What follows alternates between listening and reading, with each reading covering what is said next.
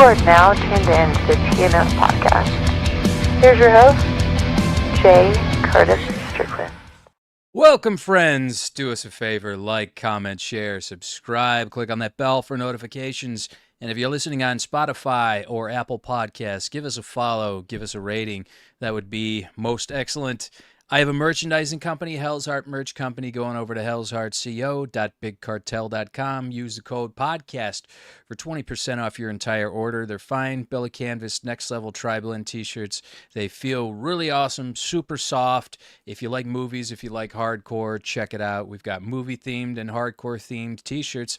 And, hey, if you want to do a nice service, a nice favor to us, we have Super Chat, so give us a small donation. That would be great. This show is a little bit has a little bit of a upkeep price, so anything you can donate would be appreciated. If you want to just leave a comment, say, hey, attaboy, great show, something like that. Or if you want to call us a fucking asshole or whatever, that'd be great. Or if you have a question for the guest, that's really the most important. Please feel free to leave a small donation and we can engage and interact. Also, just got a community on Discord. So go on over there and check that out. It's the T&F podcast, same as Instagram, same as everything else. We're going to update the graphics soon, so you'll be able to see it. So, all right.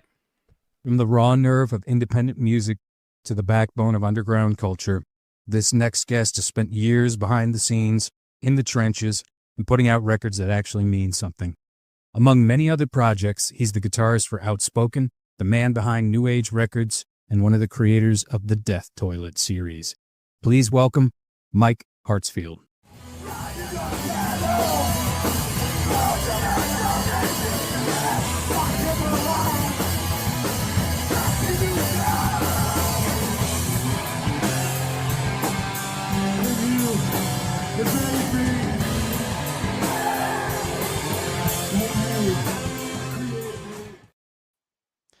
Well, take three. We had some technical difficulties when we tried to do this before, but as in the world of independent movie making, we made it happen. We're coming together, adapting and overcome. So yeah, take three. Mike, thanks so much for being here. How are you today, brother? Hey, I am great. Thanks for having me. Take three it is. We're going to do it. Take three, yeah. We did it live once, and then we did it in just a non-live studio, and then, yeah, now we've got it to work. No problems. Don't use a VPN when live streaming, folks. It's kind of a pain in the ass. So, all right. So my first question for you, sir, is what was growing up like for you, and what was kind of your relationship with music when you were growing up? What sort of things were playing in your household, and did you have any family members or friends that played music? Not so much playing music, but music was a big part of the household. My mom would listen to country music. That was her thing. My dad, not so much. He was like sports and things on AM radio. But my brothers were into both classic rock and heavy metal. And so my upbringing was a lot of heavy metal. And that was my, fifth, sixth grade Kiss, Rush, all that sort of stuff. Getting into junior high and high school was more Scorpions, Iron Maiden, and starting to go to concerts and things and, kind of be mesmerized by the whole live music, scene, so to speak. And yeah, I'm really thankful I had brothers that had good taste in music because I think a lot of it rubbed off on me. If I'd been on my own, who knows what I would have been into. So you got involved in playing music through your brothers, or did you play in like a high school band, or? No, my older brother had a bass. And so I had access to that, but like I didn't know anything, and even the basics, I couldn't really comprehend where to get started. And in high school, like I owned guitars, but I didn't know how to play them. Like I would literally go buy a guitar, not know how to play it. Like I wouldn't even try it out. I would just buy it and take it home and then think of like, oh, I'm going to figure out a way to play this eventually. And I would just sell it or buy another one. And so like I had guitars coming and going, but it was like for show, like I'd sit in my room and I'd be like, how do I do anything? And I remember in particular, there was a time I was on a vacation with my family, and I think we were at like Lake Havasu or somewhere, and my brothers and I went into a music store, and I remember telling the guy, "Hey, I've got this guitar, but I don't know how to get distortion. Like, how do I get distortion? Because I plug it in my amp and I turn it all the way up and it doesn't do anything." And he's like, "Oh, you need an overdrive pedal."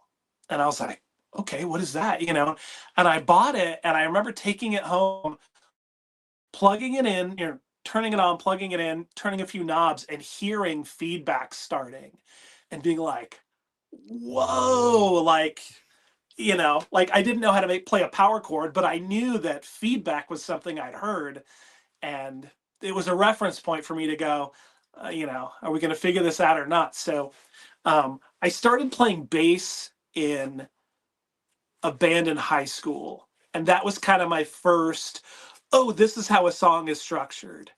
This is where you put your fingers, get the feel of like things are twos and fours or whatever, and then there's an intro, and then if there's like kind of like, okay, I know how the mechanics work at this point, and then it was just figuring out how to play songs.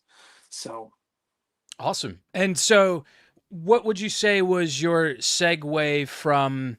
You had mentioned like Scorpions and Kiss and whatnot. Were those some of your first like live experiences, like that were non-metal and non-hardcore? What kind of brought you into playing hardcore and punk?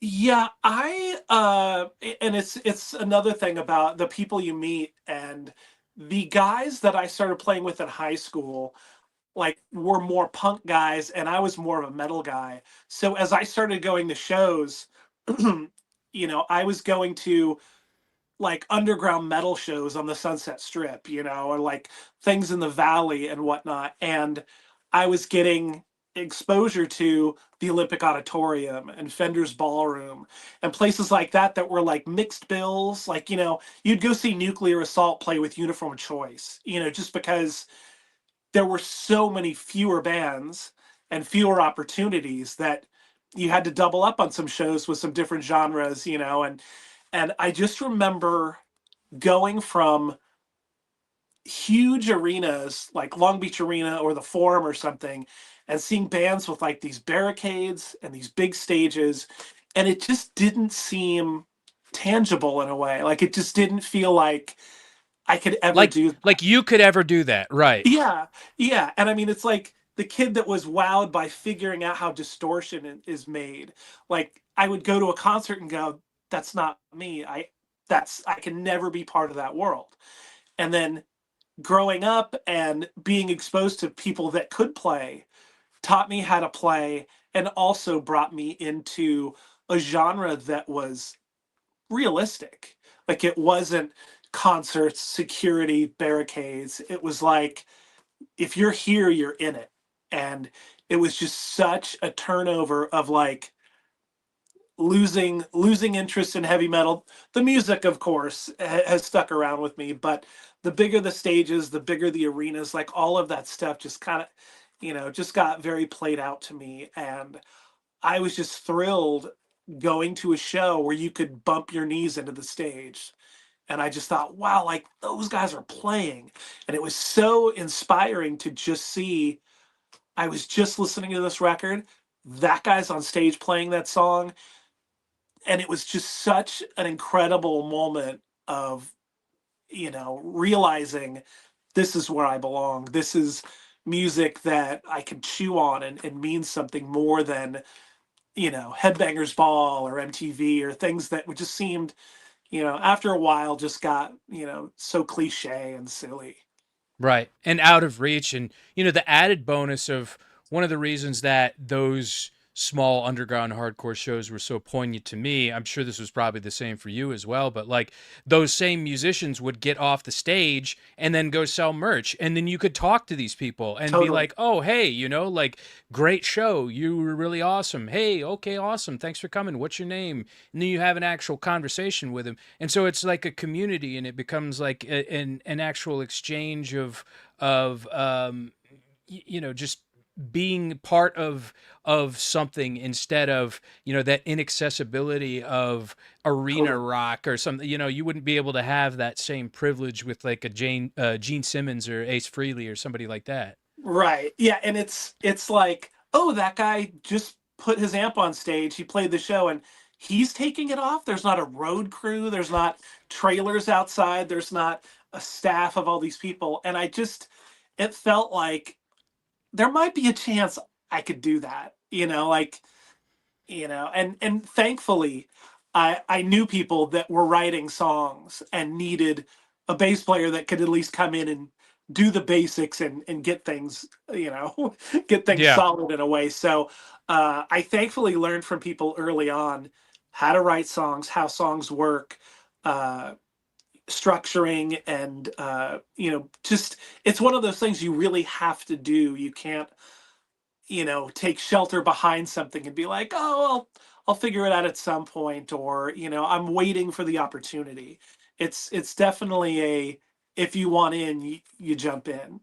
Exactly. Yeah. And did you actually, with any of your future projects, have were you ever able to play in the capacity of like a bigger show, like an arena or anything like that, even if it was, where was that? I really like that Garden Amphitheater in It's a SoCal great there because place. yeah, because it has that arena type setup, but it's still small enough to where you can feel some sort of like connection with the crowd. But did you ever Yeah. play anything like larger than that, like a festival or I think, well, there were festivals that Outspoken did in like 92, 93, like Middlesex College, things on the East Coast that were really good. And when I was in Strife, we did a tour with Sick of It All that was pretty peak Sick of It All, Scratch the Surface Europe tour, that were like, there were venues that were 3,000 or more or less, give or take, that wow. felt to me like the biggest shows I've probably ever played. Okay. Wow. Did you feel like the sense of connection there too, being that it was kind Oh of a yeah, hardcore yeah. show? Because thankfully those shows weren't barricades. I mean, for the most part, as I'm remembering it, it seemed like very much a connection. Okay. And what was your relationship with straight edge? Like, how did you become involved with the straight edge lifestyle? Same friends through high school, like guys that I was learning about punk and hardcore through were straight edge, and it's so. And for me, luckily, I grew up with. This isn't the luckily part, but my parents smoked since the beginning of my time. My mom socially drank. My dad drank a little more, and I never saw any benefits to it. Like being in the household, I just seemed, like there was one point my dad got a DUI, and I just remember like thinking, "Where's the benefit of this?" And growing up, I ended up with asthma, and I was like, where are these benefits? Like I'm sucking in secondhand smoke. Like, obviously a different time, a different place, and we don't have all the knowledge and, science that we do now. But I just never got the enjoyment. Like I just never felt anything about it. So when I stopped occasionally smoking or drinking or whatever, it wasn't hard for me at all to just go, oh, that's just something I don't do anymore. Right. And I remember specifically the day I stopped smoking. So I graduated in 1987. And previous to that, my 4 years in high school, we actually had a smoking section where if you smoked you could go to a spot on campus and it was okay for you to smoke, even though I you weren't think old we enough to had buy one of those cigarettes. too. Yeah, I think we had one of those too. Come to think of it, that's probably. And I graduated in 2000, but yeah, that probably has long not Yeah. existed. Yeah, that's crazy. Okay. Yeah, and I remember somebody asking me for a cigarette, and I just remember just giving them the whole pack, and I was like, just keep it. And it wasn't a statement like today's the day. It was just like I'm done with that. It Wow. was, Just yeah, at that moment. it wasn't like raw, but it just felt like I don't think that's something I'm going to do anymore. And like Yeah. it was no problem. Like, a guy who smokes a cigarette every other day, or like whatever my capacity was at the time, it's just like, nah, I'm okay. That's the hardest thing for some people to give up too. Oh yeah, Because I think it's also the psychology behind a cigarette, because it's like, take, narcotics, weed, like alcohol, and then cigarettes, because like with weed, it's illegal. You got to go through all these hoops. Well, I mean, not in Southern California, but like, right, in certain states, it's illegal. You got to go through all these hoops to get it. And, with alcohol, you got to have sanctioned times to drink it. You can't, I mean, you shouldn't, but some people do. But like, you can't really drink before work or while you're operating a vehicle. With a cigarette, it's always available. All you got to do right. is just open the pack, boom, smoke, and then you're done. So I think when people have that kind of mindset to where it's just like, well, I can do this kind of whenever, when they're not able to do it, they're just like, and then not to mention all the additives and all the like the extra bullshit that's in there, So Right. yeah, I get it. But I guess certain people are different, and that like, maybe it just doesn't affect other people, and you could just kind of walk away from it, put it down. Yeah, I think if I'd been addicted to it, that's a whole nother thing. Like, my dad would have a cigarette and he'd be smoking it and he'd set it down somewhere and forget he set it down and light another one. Like, he just chain smoked, Yeah, constantly. And I think if there was anything to give up, it would probably be soda for me. Like, that's like smoking. Like, I can drink a soda anytime I want. There's no, oh, I've got to make sure that's after work or on my break, or something like that. But right. yeah, thankfully I've never had an addiction like that. Okay. Yeah. No, I mean, and that's good, because I think, like I said, certain people are kind of more predisposed to addictive tendencies and whatnot. But no, I mean, that's great that you were able to kind of not, you know, uh, not be able to be grappled by all that. And so with hardcore, what was your first show, and what was your takeaway from attending that first show? Good question. I think we had a bit of limited access to where we were. I grew up in a suburb probably 20 minutes north of LA, and I didn't drive till I was 19 or 20. Oh, And so I was definitely dependent on, friends and those things. But sure. in like in like 86, I saw Blast and like Uniform Choice and Aggression, and like I was seeing those Dag Nasty, No for an Answer, like 86, 87. And I just remember being wowed, just thinking like, this is crazy, this is dangerous, and I got to keep coming. I just thought it was such an incredible experience and place to be, that thankfully my parents were really cool, and they looked out for me, and they understood that if I was going to do something, I was probably taking care of things as much as I could. And I don't think they knew some of the I know for a fact they didn't know some of the areas I was going to, and the craziness that was transpiring. Where did you grow up at? The city was called Canyon Country, which is Canyon part Country. of Okay. yeah, which is part of Santa Clarita, Saugus, Newhall. It's like just right at the it's like where the 14 and 5 hit. It's up to Yeah. 14. So Yeah. like Yeah. we're probably 15 minutes from Reseda, Burbank, Van Nuys, all that stuff. Okay. Okay. Yeah. Santa Clarita is. I've been there. Shot a film there actually. Vastly different than like some of the sketchier areas of LA Oh and stuff. yeah, So. yeah, definitely a small town area that's been widely rapidly expanding. Yeah. Definitely. Definitely. All right.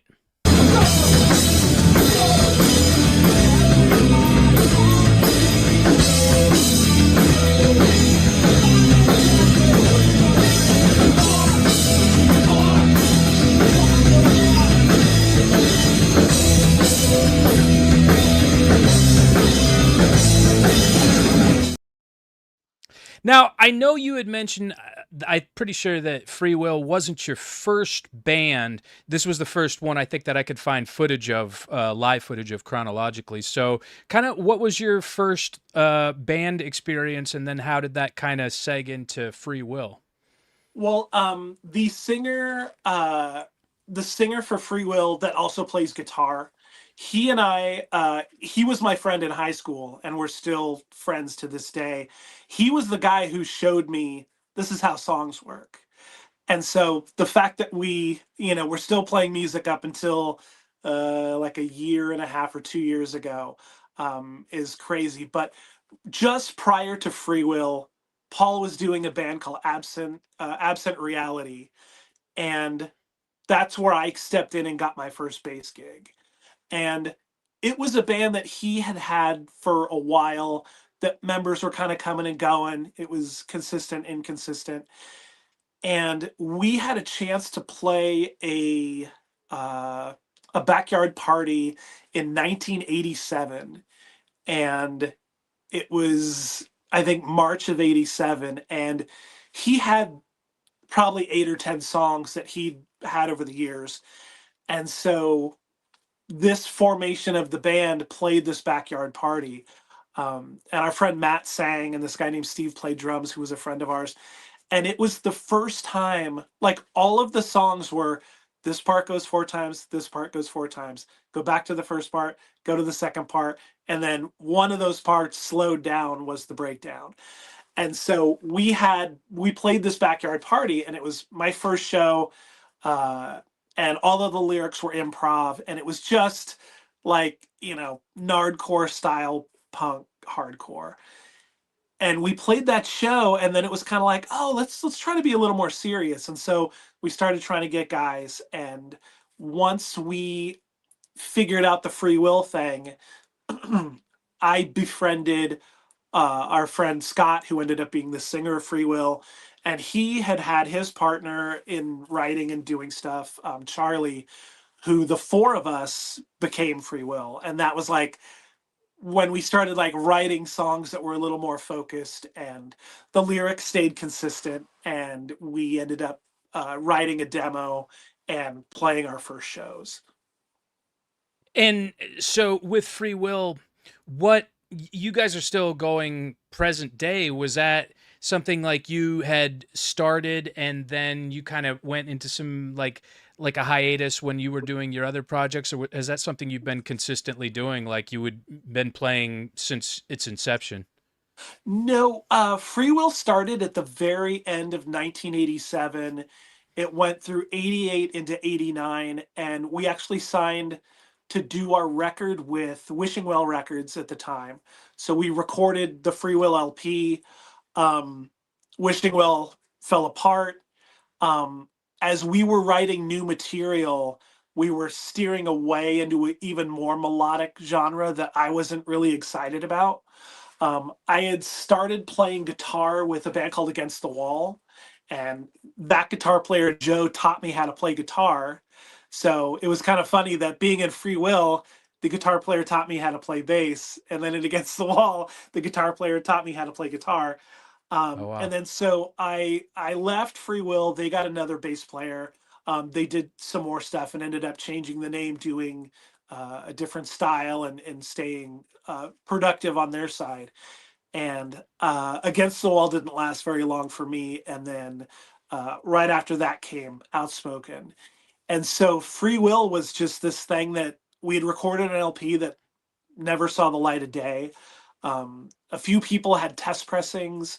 We would hear from people. There were like tapes circulating of the first Free Will record, and we were wondering, where's anyone getting this stuff from? Like, we'd all know, oh, so and so bought a test pressing, so and so got a copy, they copied it for somebody. And so through the years, I was just busy doing other stuff, and they were busy doing other stuff. And like 2015, 2016, it was kind of like, hey, this record should come out. Like, we've got the ability to do it. I've got the means. And so we put the album together with a new layout, with cool old pictures from the era, and put it together. And it was like, well, why don't we play shows? And we ended up playing, I don't know if it was the first show back or not, but the John Bunch Memorial Show, Oh yeah. which was really, such a tragic thing. And to see so many people coming together, it's hard to celebrate. Oh my gosh, people you haven't seen in 20 years or 25 years, when we're all suffering such a loss by losing, somebody that was so great and such a integral part of everything we were doing. Yeah. Um, so from 2016 on, we got busy again, and we did some West Coast shows with Dag Nasty, and we ended up doing some stuff with Verbal Assault, which were like the two things that were on our checklist, and we didn't even know it. That if we could do those two things, that was pretty special. So we wrote, we recorded, played around, and then it just kind of like got to the point where, like, well, what are we going to do next? Like, let's do some things. And it was like motivation, unmotivation. And it's interesting when you get to an age where it's like you're just kind of tired, like you got other things that are more interesting than driving really far to play, a Yeah. coffee shop or whatever it might be. And so things kind of stuttered out probably a year and a half ago. And so, it's something I miss greatly. And thankfully I talk to the drummer a few times a day. Like, we're still very much in touch, and who knows, if the right opportunities came along, maybe, and everyone was motivated.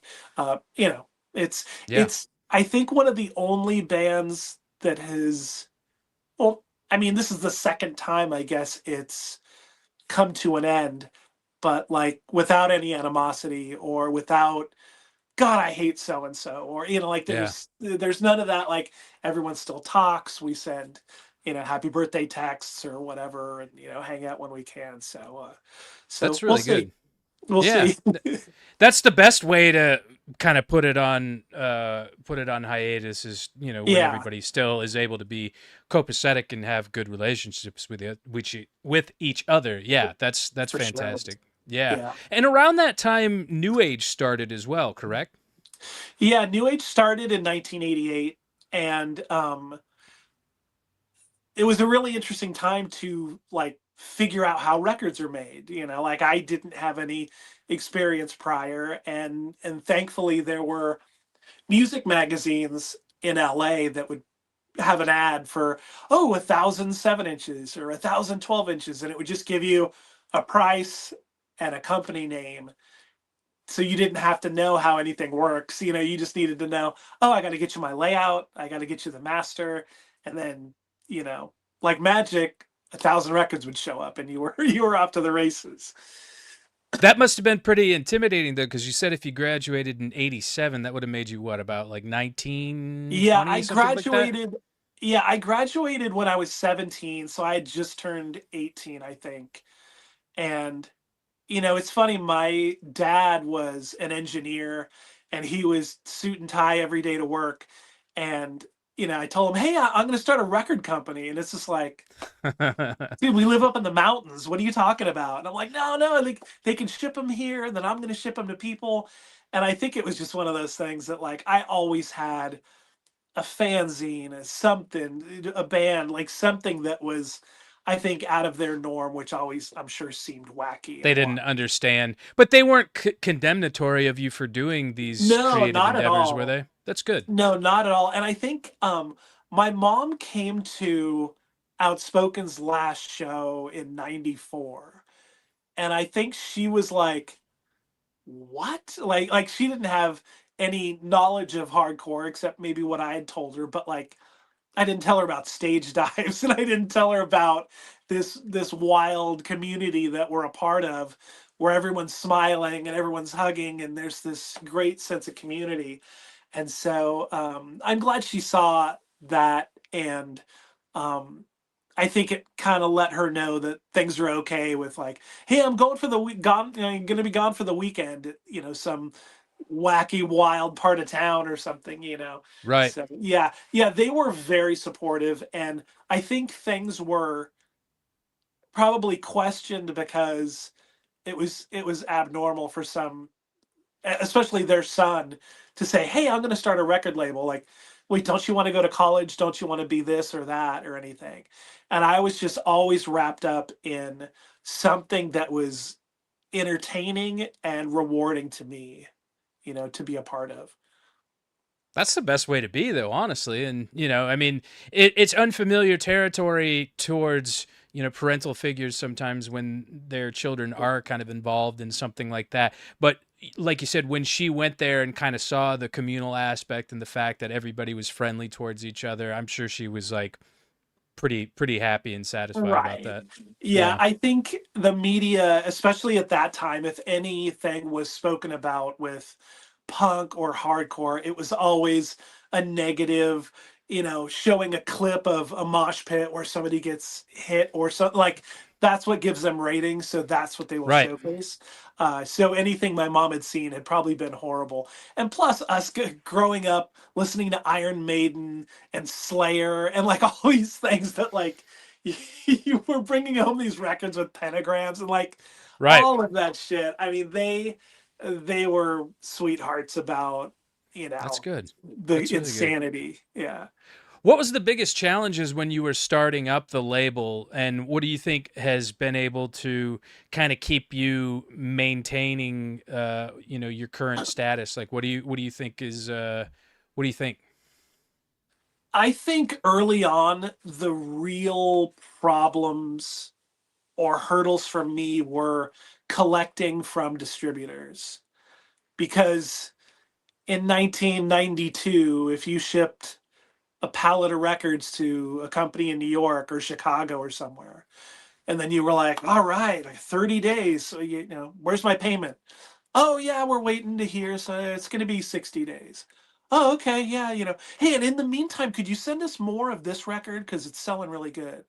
Ooh, Okay. Well, yeah, I don't want the band to say, why did you only ship 30 copies of our? Well, I was waiting for payment, but we're going to go right. play that town and there's only 30 copies of our record in New York City. Well, no. So, in trying to be as gracious as I could with everyone's demands and interests and wanting the bands to succeed. Like, I definitely overextended lines of credit to companies that were not very appreciative or, Didn't reimburse you? yeah, yeah. So there were quite a few distributors that went belly up with like, me just calling, like I would talk to somebody. And sometimes I would call them and go, "Hey, it's Jordan from Revelation. Oh, hey, let's get you through the phone." And then the guy would pick up the phone. "Hey, man, what's going on?" I'm like, "Hey, where's my money?" And I would call impersonating whoever. There were times where I just knew I wasn't going to get paid. I would just set, you know, 75 pages in the fax machine of just blank paper, or I'd scribble on it, and then I would set it to fax all night. And then when they get to work, they've got no fax paper left and just a scribble on a whole roll of paper. And I was just like, if I can't get paid, at least I'm going to give you the business. And so, Yeah. Fuck uh, yeah, I so would. that was at every chance I could. And then, Europe distributors were the same thing. Collecting was hard. You couldn't just call somebody easily and get, collected on stuff. And then everybody wanted that next shipment of stuff. Oh, before we send that check and we're still waiting and so hasn't paid us, we can't pay you. And that summed up, you know, uh, 91 to 94 to me, was chasing my tail, trying to keep Just trying to records. collect. Yeah, trying to keep records in press, trying to collect, trying to pay the pressing plant, trying to pay the bands. Like, there was just that like dynamic of being a one man machine like I've always been. Like, I don't think any of those things were my strong points. And by splitting that focus by four, it was like trying to do everything. It's Yeah. like physically getting the records in my hand was the easy part because I can control that. But when the plant's asking for money and you're like, oh, I'm trying to collect from that distributor that I think is out of business now, and at one point, there was a dollar figure in 94 that shocked me when I was doing my books. Like, I don't think there's any coming back from that, you know? And so in the mid 90s, we shut down. I moved out of my house. I was renting a room. I moved out of the room and moved into the warehouse. I'm like, okay, well, now I can work more. You know, like, who needs to do that? Like, oh, I'll work, I'll sleep on the floor, and then I don't have to drive 20 minutes back and forth. That's time I can spend working, you know? Right. But It how was, long did you do that for? oh, a couple months, Okay. until I was losing the warehouse because I couldn't afford it. Like, it was Oh, like one went and then that went. And then so I had like an entire screen printing company set up, all of the record label stuff, and I ended up just selling the screen printing equipment.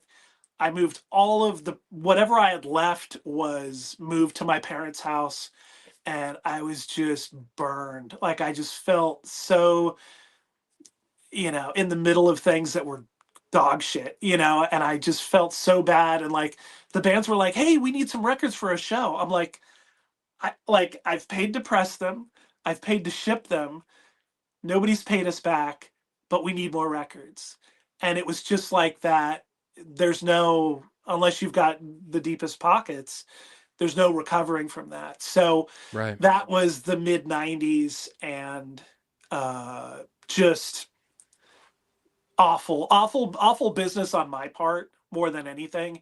Just as far as like, why did I care so much about that distributor that needed 60 copies or 100 copies of something? Or, if looking back now, of course, I could have kept and sold locally, or you sold to the band at cost where they could sell them at shows or something. But like, so much of that money went out that was unrecoupable because, you know, distribute vinyl was trying to die or was dying, and CDs were coming up, and there was just that strange time. But so we were closed for a couple years, and then there was like, um in the late 90s we put out a couple things,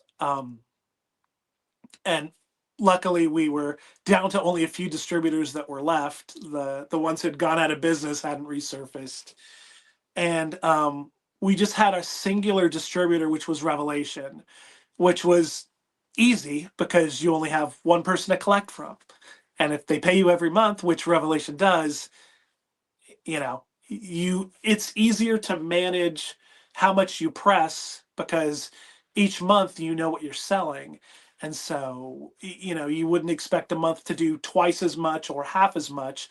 You could kind of live in a realm of realism to where you could maintain that. And then so the start of the 2000s, we did a few things, and then uh, just being in bands and playing and seeing other bands, I was like, gosh, I want to put out more bands, you know, and getting into that sense of the sort of sense of security with distribution, which had been my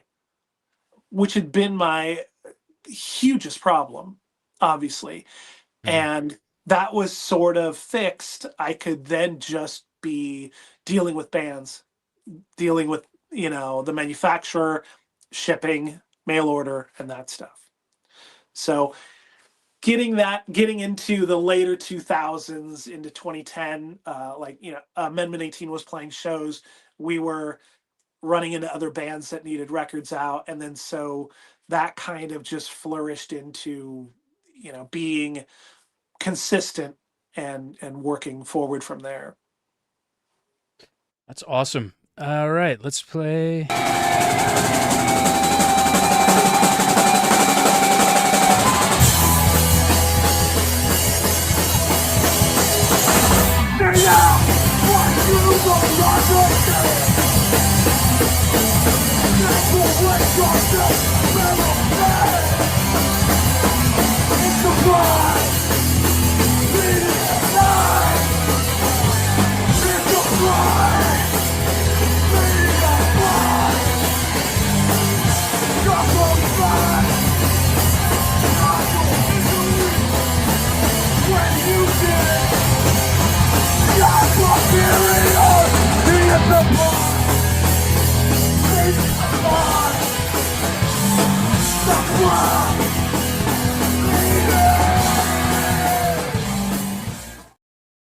The SoCal straight edge legends, Outspoken. How did you get involved with Outspoken?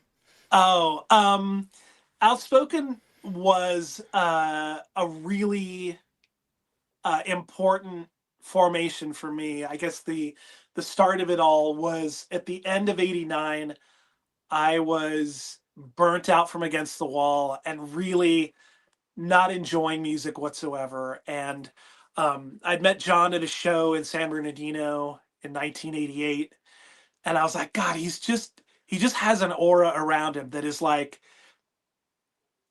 gives a fuck about everything he needs to give a fuck about, and then doesn't give a fuck about Doesn't all the about dumb shit. everything he doesn't. Yeah. Yeah, and he was very like, "Hey man, what's up?" Just super positive, and I'd remembered when uh at the start of Against the Wall, or my start of Against the Wall, I didn't have equipment. And so they the guys in Against the Wall didn't have extra equipment. So I was like, "Oh, well, you guys live in the same town. I'll call up John Coyle and maybe he's got something I can borrow." And I remember specifically going to his house and him I think I had like a hand-me-down guitar to use. And he was like, "Oh, you need to borrow my amp. Hey, here it is." Wheels his amp out to me. He's like, "Oh, what guitar are you playing?" And I explained, "Oh, the guitar player's like old guitar." And he gave me his new SG. Like, "Oh, hey, use this to practice." And it was like just such a the more I think back about it, I think of how just good that was. Like Yeah. just like he could have said, "Oh, have a good practice, bring my amp back when you're done." But like That's gave beyond me gracious. yeah, yeah. And I remember because I didn't grow up in Orange County, there was a lot of beef that was unbeknownst to me that so and so doesn't like so and so, and I think it was as bands were getting their first shows, they were trying to create some kind of ladder or some kind of hierarchy that they were doing better at. And I remember saying to the Against the Wall guys, "Oh, John said I could borrow his amp," and they were like, "What? Like we're not on good terms with those guys or something?" And I was just like, "Huh? Like what do like you guys are all part of this scene and there's problems?" Like I didn't have any reference to any of that stuff. So they were Right. like, "Okay." And then John handed over all of his gear to me. I took it, used it at practice, and brought it back. And after Against the Wall and just like a lot of rough dealings with trying to make things happen in a band and like attitudes and just the way people conducted themselves made it very unrewarding and just very painful to get through. And so I was just like done one day, and I'm like, "Yeah, that's gonna be it. I'm quitting, you guys." And I called John, and I'm like, "Hey, let's do something. Let's do something. I don't know what we're gonna do. Let's do something." Hmm. And he said, "Oh, great! Like I'll sing." And I was like, "Well, no, no, no, hold on. Like, oh, I want to sing. Maybe I could sing," because I knew I wasn't that good of a guitar player, and John was. And it was like this, like, "No, no, okay, you play guitar. You win. You sing. I'll play guitar." And Sure. he knew Dennis, the drummer. I knew Dan, our original bass player. So it was exactly like Freewill. Like two guys knew a guy, and so that brought it together.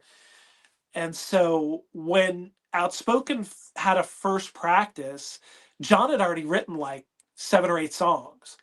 So we went to practice to learn songs, not to write songs. And so we got a jump start out of the gate with like, "Oh, we've got a demo of 4 songs." In our second or third month, we had material. And I mean, forming at the end of '89, our first show was the first week of February. So we'd been a band like 2 or 3 months. And just, I think we played 4 or maybe 5 songs in a garage in Southern California. And so the way I learned to play guitar against the wall, excuse me, Against the Wall, and the way John played writing the Outspoken songs, and me learning how to play that, like my writing style is half Against the Wall, half out, half John from Outspoken. like I play like my version of both of those guitar players. So John had written the demo and the 7-inch, the survival 7-inch. And then like right about that time, I was feeling kind of confident enough, like, oh, we're gonna write an LP. Well, maybe I'll contribute some songs. And so that got me into like, oh, writing, and contributing more than just right out of the gate. John had written all this stuff. So And that show was from a reunion show, so you guys had your run and then called it a day. Why did you call it a day? And then what caused you to kind of reconnect later and play those reunion shows? our run was 90 to 94. And I know in 94 we'd kind of done what we could do, and our touring availability was very sparse. And so it was kind of, for me personally, it was just very much like it's 94 going into 95. We should be touring, we should be doing stuff. And not everyone, is working with everyone else's schedule in a way that like Right. I've generally had a schedule that was either free or I would quit something to go on tour. Like I was never really locked into a career or whatever. I mean, I've always been I'm that guy. yeah. Yeah, I am the Simultaneously liberating and frustrating at the same time, isn't it? yeah, and coming from like my dad worked the same job until he was 55 and then retired, and my brother just retired at 33 years. It's like I don't have a retirement, like I'm just doing things. But to my vantage point now of looking at other people's responsibilities and goals and agendas, and I just remember being like, god, if we're not going to do this, like I got to do other stuff, like I gotta tour, I gotta do all these things I see everyone else doing, Right. because when Outspoken had gone to the East Coast, no one may believe this, but we would literally get in a van and drive to the East Coast to play 3 shows, and then we would drive home because John's work schedule was hectic, and he could commit to something, but it was literally only the weekend. So we would be like, okay, we'll meet you out there, and we would drive across country. We'd get there, we'd pick him up at the airport, we'd play 3 shows, he'd fly home, and then we would drive all the way home. And so anytime we did like Salt Lake City or we did an East Coast thing, it was always this like, yes, we can make it happen. These sacrifices have to be made, but we'll pull it off. So our 90 to 94 was like, the original recording times of the band. And then I think our first reunion was in 98 for the Eric Allen tribute show from Unbroken in San Bernardino. And I think that was kind of really cool to just like, oh, hey, we're still able to do this. And, it wasn't very contentious or anything. And so I think that kind of set the stage to do more things if we wanted to do more things. And then we did something in '06. We did something I think in '03, just like one-off kind of reunion shows. And then gosh, to go to '06. And then Outspoken played the John Bunch show. I think, yes, we did. And then so we started gearing up to do or to shop around an idea to re-release all the old records. And so we had spoken to a label in 2023 that all systems appeared that would be happening. And so we thought, oh, great, let's set up a show where we'll announce this, and it'll be like the news we deliver at the show.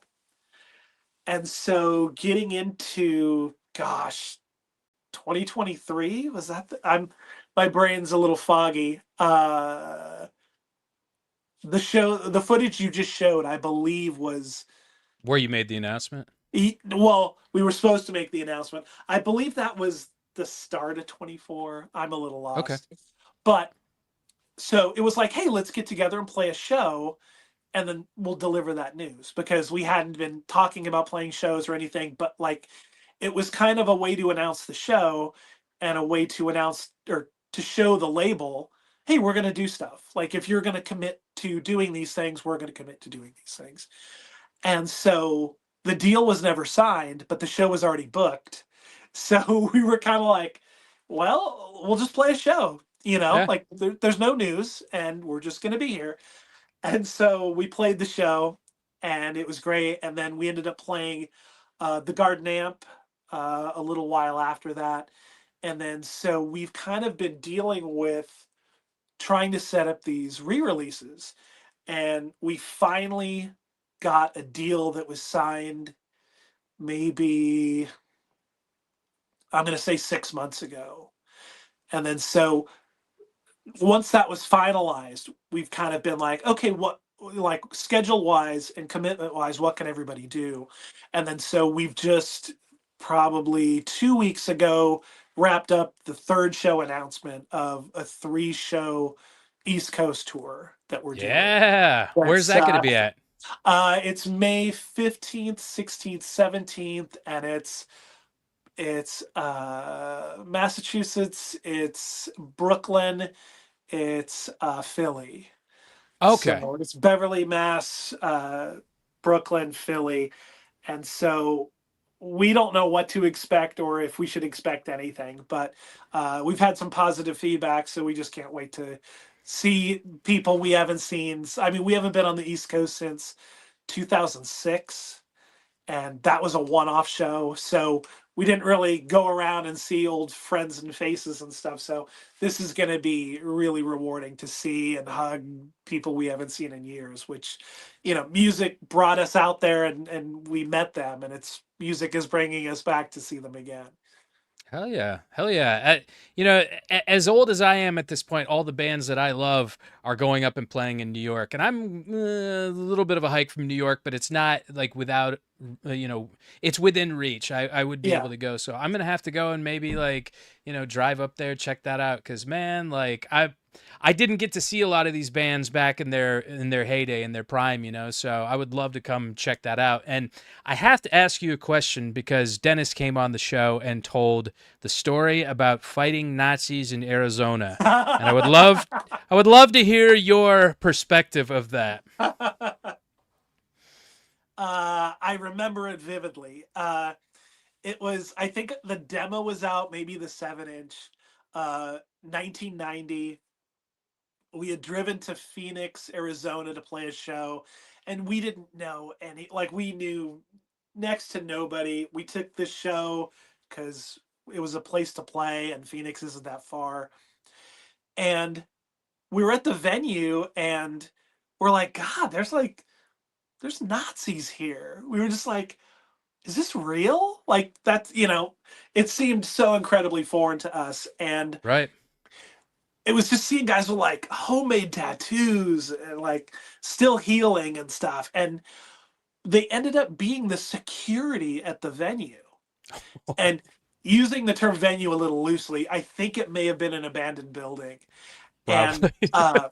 and so it was just like this. Well, and then there was like groups of hardcore kids, and it was just kind of like, this is bizarre. Right. And so we started playing, and we were ready to play the song Blind Leading the Blind, which is about racism. And John, with a big smile on his face, goes, hey, this goes out to all you racist motherfuckers out there. And like, the song starts with a little bit of feedback, and the feedback starts, and there's like 7 guys like rushing us on stage. And it was so like, what's going on? Yeah. And the funniest part was the security was skinheads, Nazis, and they stepped between us and their friends that were Nazis because their job was security, Right. and they had to keep the show, like they took the honor. They took the neutral stance. Yeah, their job was more important than their honor to their friends. And Wow. so it was just the most surreal experience Oh yeah. of being like, yeah, John just called out every guy on a microphone, like if we get out of here after they're off their shift, like, is it going to double the amount of people that want to see us thrown off the roof, And it was just bizarre. It was just the craziest thing. And And he said they ended up following you out of the city. yeah, we were trying to load our stuff in our cars, and there was like people trying to talk to them. And it was just like this very strange sort of standoff. And we weren't trying to provoke them any further, but we were just like kind of doing our thing, like, all right, it's probably time to get out of here. I don't know how Yeah. long these guys are going to be held off for, and who knows what dumb decisions they're going to make. So, Wow. I had thankfully, a Yeah, I had a similar experience actually, and I actually recalled the episode whenever I had a chat with Dennis. Which, if anybody's listening wants to hear it, I'll tell it to you offline. But yeah, it's crazy that those scenes had actually coexisted at one point, but thankfully, like mostly been yeah, kind of stomped out of existence. Thankfully, But yeah. that's fucking wild, man. That would have scared the shit out of me, honestly. Oh Like, yeah, and yeah, and we had been playing, garages and little cafes and things, which were like very monitored and very dialed into just being, part of the hardcore scene. We hadn't seen Nazis since shows a few years prior to that. If you were to go to Fenders in Long Beach or the Olympic Auditorium, where there were so many people, those people would be in there and maybe causing problems. I mean, not, but we had never played in front of any that we knew of, and just to see them all inside the venue, realize their security, and for John to call them out was like, just, it almost seemed like a movie. prime hardcore. It's like Green Room. I was telling Dennis, it's like that movie Oh Green yeah, Room. Have you seen that? Yeah, yes, yes, same scenario. very much, very much. Yeah, yeah. That's awesome. That's crazy, man.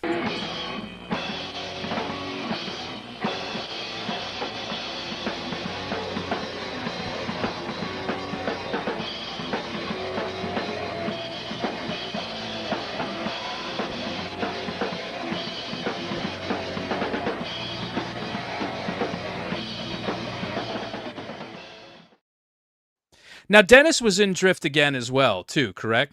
Right. Yeah. What was the formation of Drift Again like? The for gosh, I'm gonna say end of '90, start of '91. Uh, it was our friend Mikey who ended up singing. He was like, God, I want to do a band, but I just don't want it to be like, the typical things that I'm seeing going on. I want it to be different and stuff. And so I think the influence of bands like Quicksand and things that had broken out of a lot of the molds, I think, we and others stepped in and were feeling comfortable writing and belonging to. Uh, I think he definitely wanted something different. So like I was starting to write songs for the first time. So I'm like, oh, let me give a shot at something that might be different. So I just started trying to come up with things that were skewed a little differently that he might find interest in, that Dennis might find interest in. And so the band started as Solitude, which I think was end of '90. And we got a letter from, or there may have been another Solitude band that had reached out to us and said, hey, that's our name, can't use it. And so we ended up with Drift Again, which was, I believe, Mikey's idea that came to him from Skip Turning Point, if I'm not mistaken. That Hmm. I believe is the origin of the handing down of the name. And so we recorded a 7-inch, and just like trying to Mikey wanting the band to be different, it couldn't be on my label or Dennis's label. It had to be on something that didn't have, like, what we expect out of this label to be hardcore or straight edge or whatever. Like, so we created a label called Network Sound that was just like, this is where this record's going to come out of. We're going to distribute it the same way we do everything else. It's just tagged along with these things. Sure. And so we had a decent run with the 7-inch. It was, we had a lot of fun with it. We recorded a song for a comp that I put out on New Age. And I believe we topped out at 6 songs and a cover now and then. And the way I remember it was we got together to write some material. I had some ideas. Randy had some ideas. There were just different things we were trying to pull together. And it seemed like it was either continue with the same similar sound or something that was a little more rock based, like something that was a little further away from where we'd been. And as I remember the practice ending, it was just like I was like, okay, yeah, see you guys. we just we just never played again. Oh, And really? yeah, it was just kind of like poof, it was done, Just done. and Yeah. yeah, and I don't think there was any uh lack of there being a compromise. I just think it was disinterest from half and half. I think it was like, do we keep doing the same thing? Well, here's those options. Do we do Right. something different? Well, here's those options. And I think it was just an interest split of, eh, each team shrugged the shoulders at the other's ideas. And from what I remember, it was just like, okay, cool, see you guys around, and Dennis Whatever. and I were Yeah. still doing Outspoken. Mikey and I were still friends, Randy was still a friend. So we still stayed in the same circles. And like we spoke about earlier, it was great to not have a fist fight or a drop, like knockdown, drag out fight or something. Right. So it just fizzled. And then as things come back around, right prior to COVID, we had been talking about like, oh, let's write some new shit. Why not? Even though there's distance between here and San Francisco, which is where all of those guys live, except for Right. me. Uh, they were like, oh, we'll just do this thing, and we can send, like they would send riffs of new guitar parts and stuff, and so it was going to be kind of picking up where we left off, but there'd be new material. And I actually went to San Francisco to rehearse, and COVID hit that weekend. And it was literally like I was up there a few days before nearby doing some work. And I was like, okay, well, practice is on Friday. And then, like, all the rehearsal rooms had closed. And Oh, yeah, and it was really like I'm in San Francisco with my gear. And I'm like, oh, well, okay, and I ended up coming home. We talked a little bit more about it. And it didn't seem practical for me to be the one guy who's 6, 7 hours away or a plane ticket away, because they were definitely getting excited about doing new stuff. And so uh, they called me one day and they were just like, hey, we're thinking about doing something different. And I was like, okay, cool. And they were like, new name, new songs, starting fresh. And I was like, dude, makes all the sense in the world. Like sure. there's, like, because there was even talk about like, oh, if we do a show, like, we'll make sure it works with your schedule. And I'm like, I'm coming up from LA or Orange County. You guys don't need to accommodate me. Oh, no, no, no. Right. They were very gracious and try, like how to make it work. And I was just like, it's just not practical. Like Yeah. if you guys get a last minute show, like, hey, we can go play Saturday night. We got added to this thing. Like, do you play as a 4-piece without me, or do I try to figure out a way to not make you guys miss this thing? It's just not Yeah. practical. Yeah. Yeah. Totally.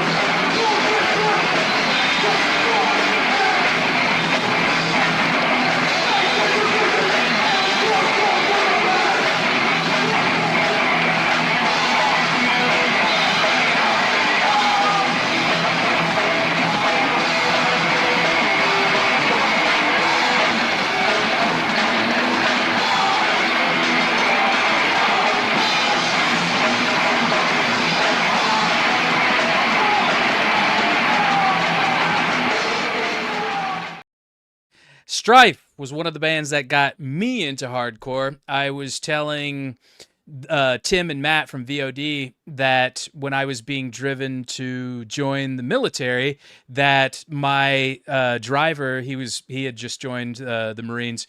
He was listening to Strife in this Defiance, and then they did that Truth Through Defiance, which was like a bunch of B-sides and whatnot. So talk about your involvement in Strife, man. I was trying not to pick up change while the video was playing. It can't really do that. I'm kind of like boxed in and stuff, but I was rocking out. But yeah, talk about how you got involved with Strife. And man, you had a lot of projects that were running concurrently. Like, how did you balance all of that? Yeah, I mean, luckily nobody was touring, like real touring. I mean, there was out of town shows and things, but there weren't really conflicts that I can remember. But watching that video I haven't seen that in so long. That was Yeah, talk about that. It's a yeah, high school.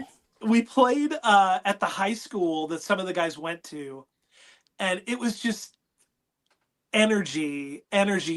Like it was just overwhelming. And I'd actually slammed my finger in a car door that day to where my fingernail popped off.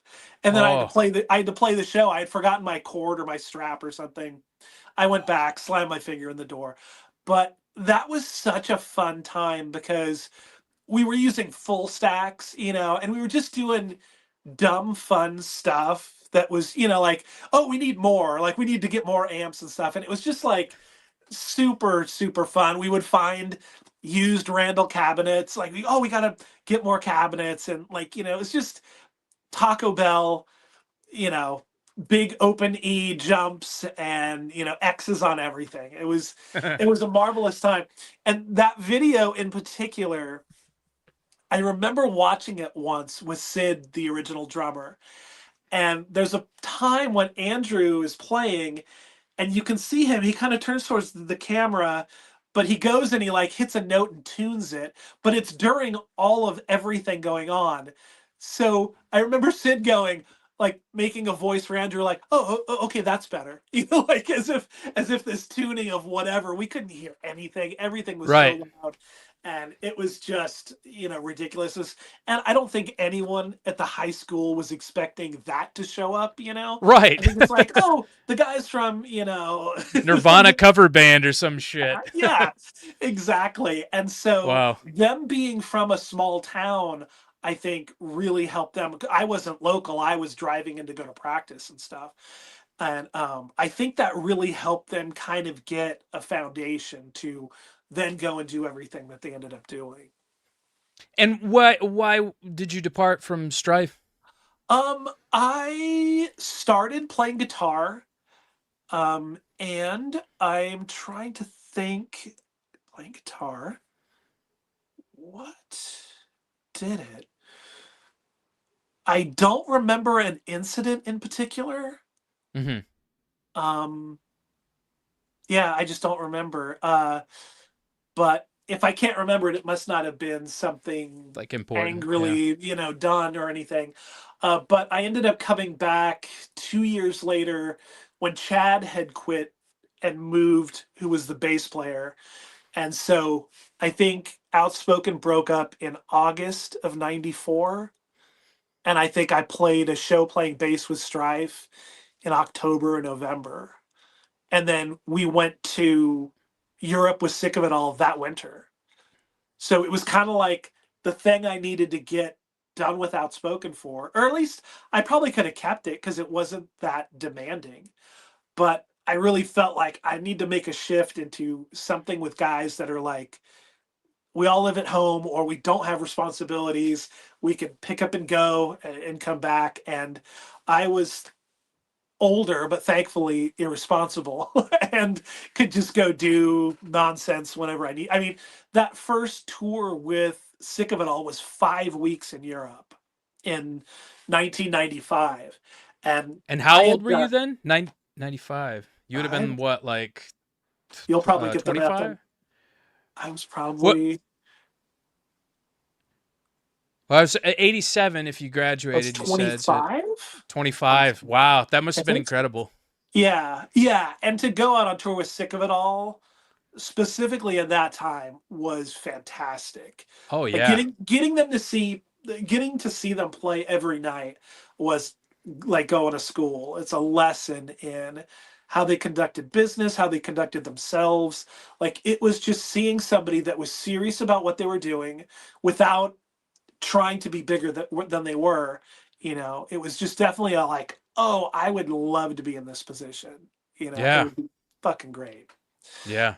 So then that took us into '95, and I think by the end of the tour, I was kind of burned out, and I was just like, all right, I think I'm heading out of here. And they moved on and got somebody else, and Yeah.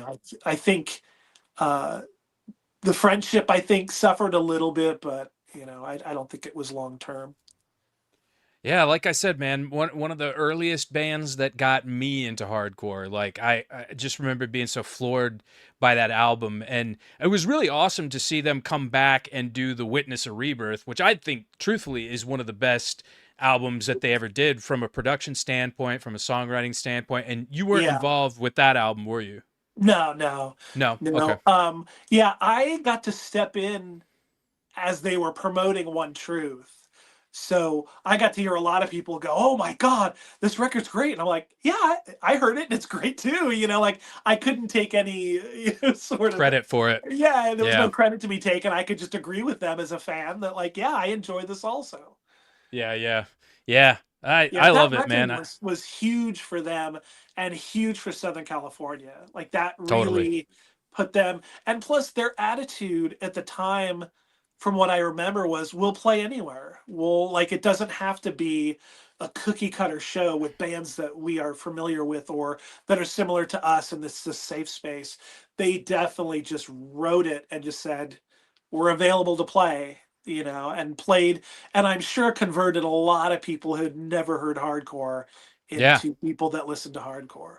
Totally. And I mean, like, during that era, I know you weren't on In This Defiance, but like when they did In This Defiance and they had Chino from Deftones on there, that was like Deftones were huge at the time. And so, like, you get all these kids that were, I don't feel like it's fair to call Deftones a new metal band, but like kids that were into Yeah. that subgenre hearing Strife, which is, something that I don't feel like is that different, but it's enough degrees of separation to where it Mhm. is. It was just a game changer and just like mind blowing. And when I think about Southern California hardcore, Outspoken is one, Strife is another one. So it's just like all these monumental bands that come out of that region. There was something special going on there. Yeah, the early '90s was a lot of great stuff going on. That mid Yeah, '90s, I think a lot of bands didn't last much longer. Which was the start of everything else that happened into the late '90s. yeah, So yeah, I agree. totally. The early night, like that '93, '94, there was a lot of things going on. So much good shit.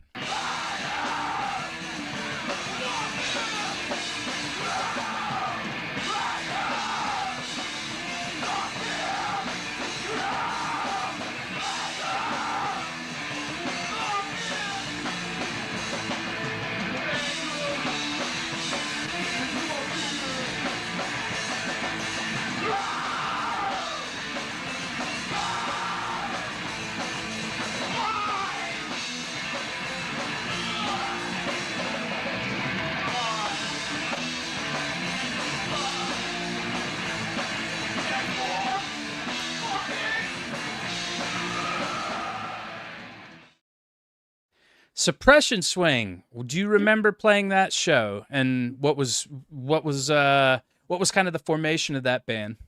I do. Gosh, it's so funny. I haven't seen these in so long that it's like it brings a smile to my face. That's great. Uh, yeah, the formation of the Suppression Swing was in '95 after that Strife Europe tour. I was like, hey, time to do something new, something that, write some new stuff, get some guys. And so the band was basically Jason Hampton, who was the very last bass player of Outspoken. He and I, great friends. He's such a great dude. He knew some of the other guys, like I knew PT, the drummer, and Ed McCurdy, who played bass. And it was just something to be excited about and something to something to put our energy into. And we had next to no success, or maybe next door to no success. Like, it wasn't a band that really caught on that we were doing anything special with, but I think it showcased some different songwriting. Jason wrote a bunch of stuff. I wrote some stuff. Evan had written some stuff. So it was kind of an odd dynamic, and it was a style of music, at least I think, that wasn't there. I don't think there were too many bands that sounded like us, because it was just not where anything was going, so to speak. Um, but we played, a handful of shows. We tried to do a West Coast tour with Kill Holiday, that was like a week and a half, and we broke down after the first show. Oh no. Never made it to the rest of the tour.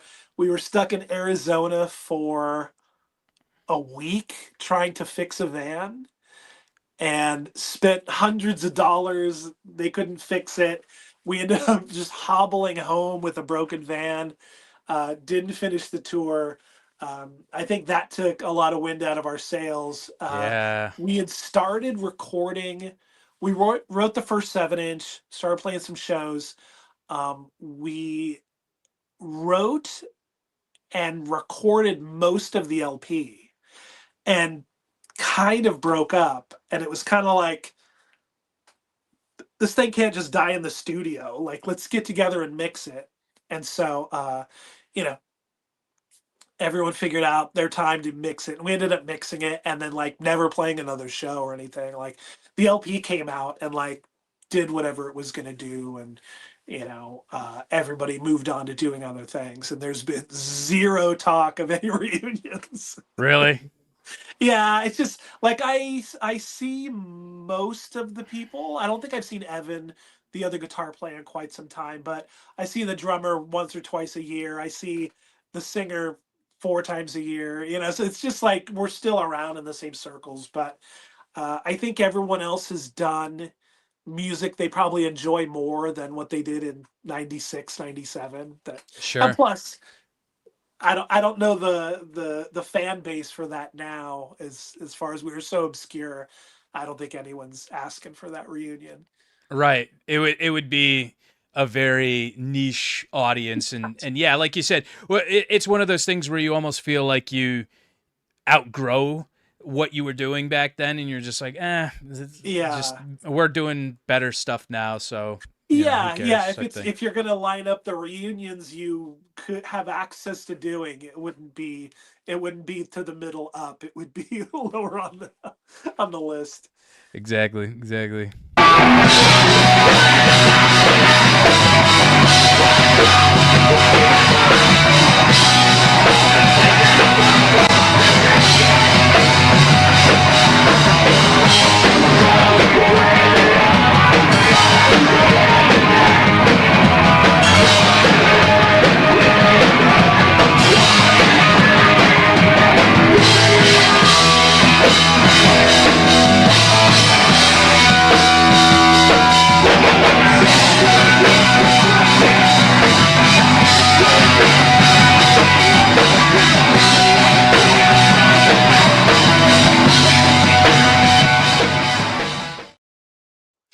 So yeah, Amendment 18, Victory Records was huge for me. And with the early 2000s, I started getting into hardcore probably late 90s, but like early 2000s was when I really started to kind of get my feet wet and started to play. And I just remember Victory Records was just on fire. I mean, they just had this amazing streak back in the day. So talk a little bit about Amendment 18 and how you got connected with Victory, and like what the course of that band was. Well, Amendment 18 was probably my most personally rewarding band experience. Um, I think it was myself, Isaac from A Course of Disapproval, Steve from Instead, Dave Ito, and our original thought was, nobody our age is playing straight edge heavily music. Like, nobody from our scene, nobody that we'd grown up with. Like, a lot of those guys had gone off and done whatever. And we were just like, oh yeah, we're going to be annoying. Like, we're going to be the band that we want to see, and which I think Mhm. everyone should be doing or playing or writing the things they'd like to see happening. So we just wrote this album that was just, a song that was 25 seconds long that was just pissed and angry or whatever. And then, other things that, the different topics and whatnot.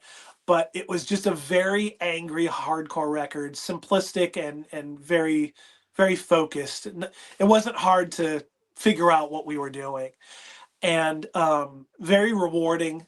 Not so rewarding when it came to playing shows, because like we didn't like it was the birth of and quickly the height of painted fingernails and like makeup and things that a lot of bands were doing in Orange County, and the music was getting heavier and more theatrical, and we were obviously the polar opposite of that. Right. And I don't think we were trying to do the opposite. I think when we came up playing in bands, this was just the next That's band we what you were did. doing. Yeah. Yeah, yeah. So we weren't grasping at something. It was like, oh no, keep it simple and write about the things we want to write about.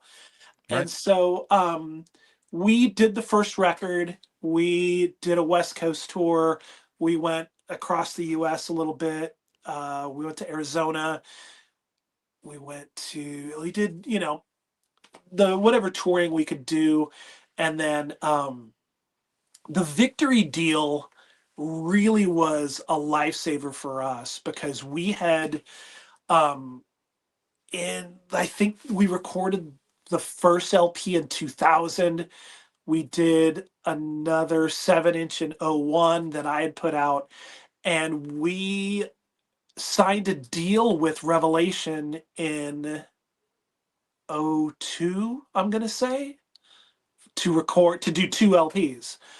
And so we were like, great, wrote the first record, we got into the studio, delivered the masters, we were waiting for things to happen, and they released one of the songs on one of those summer comps that they did, that they handed out at Warped Tour or something.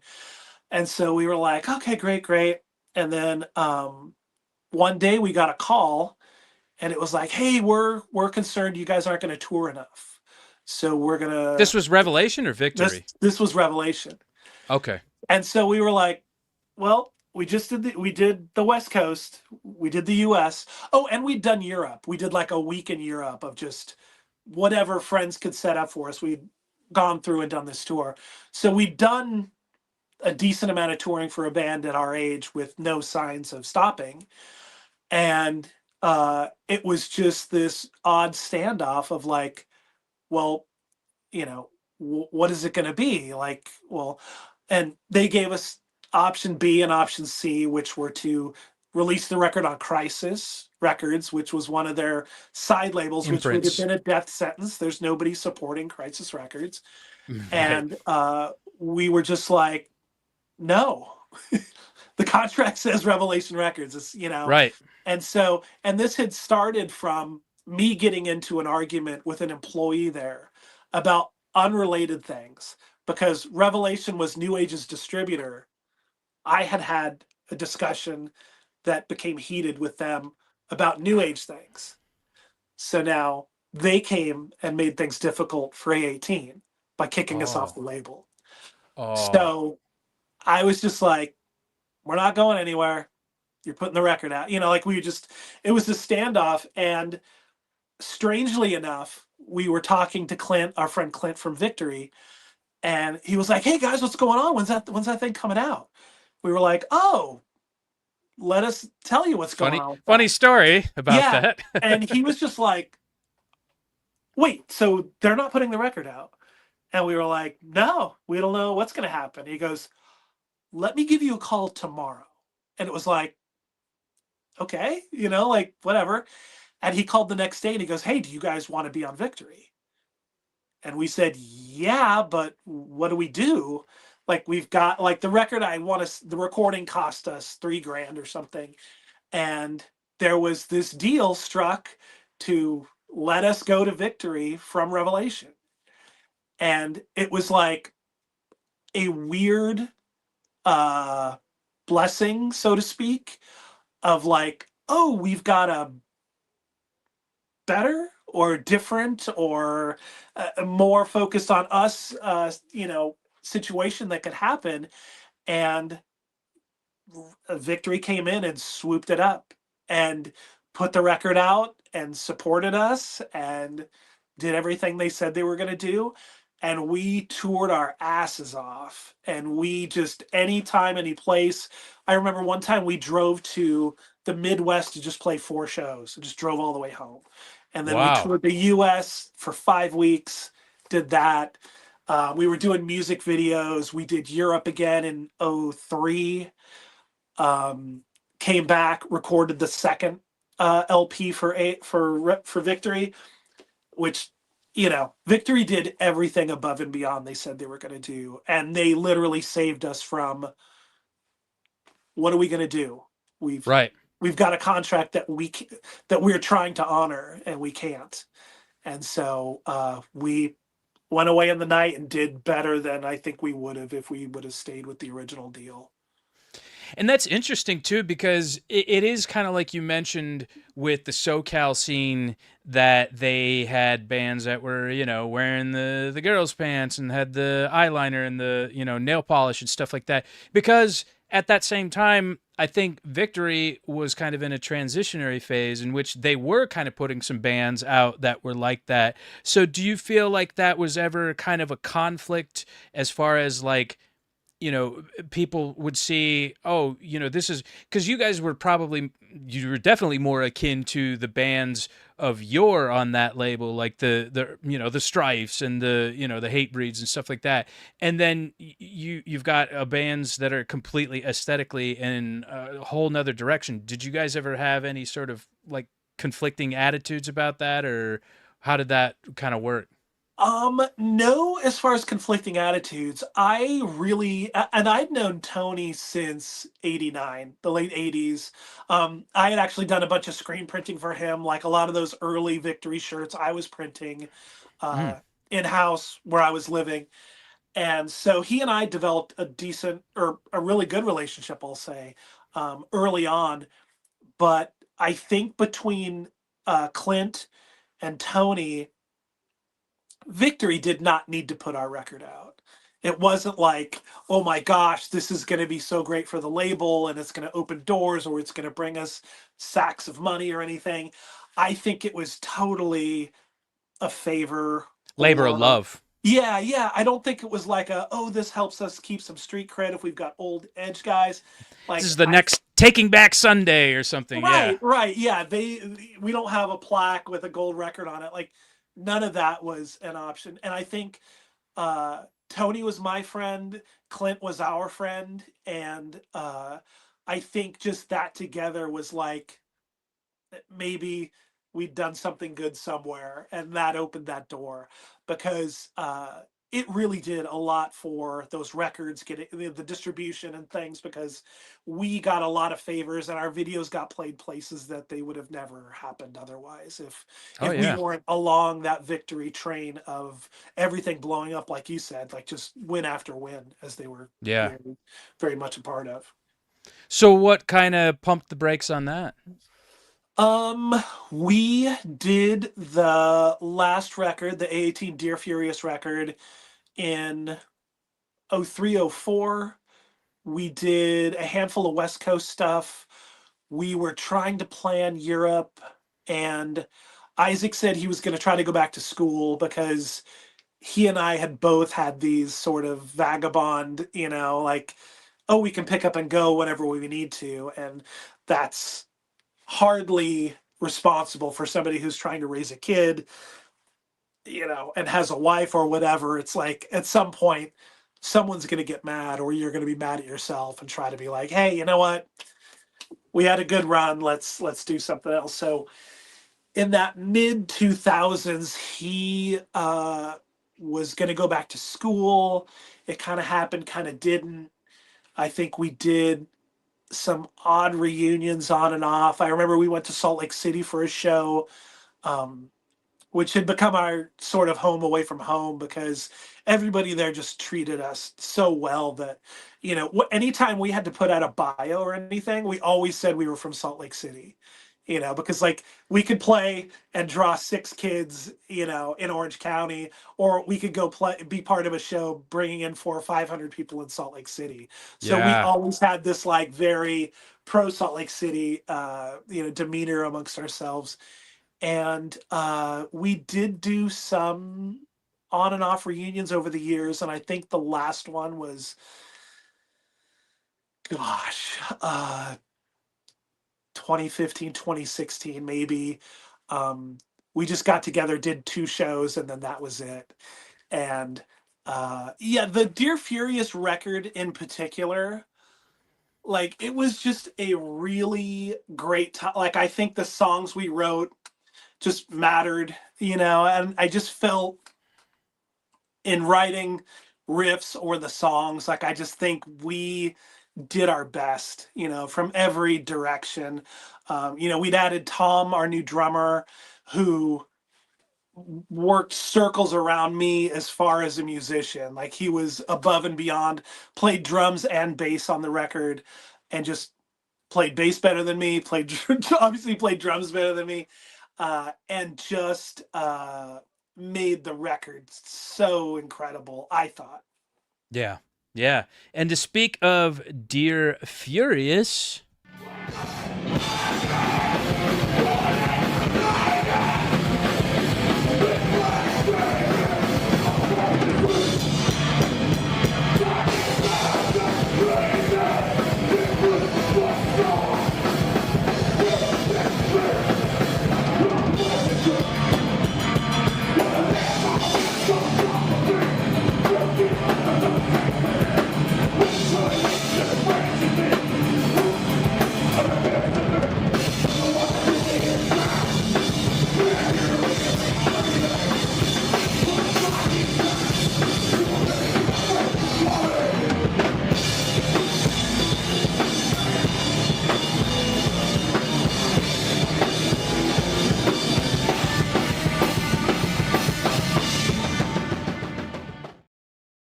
so I was actually at that show. That was Really?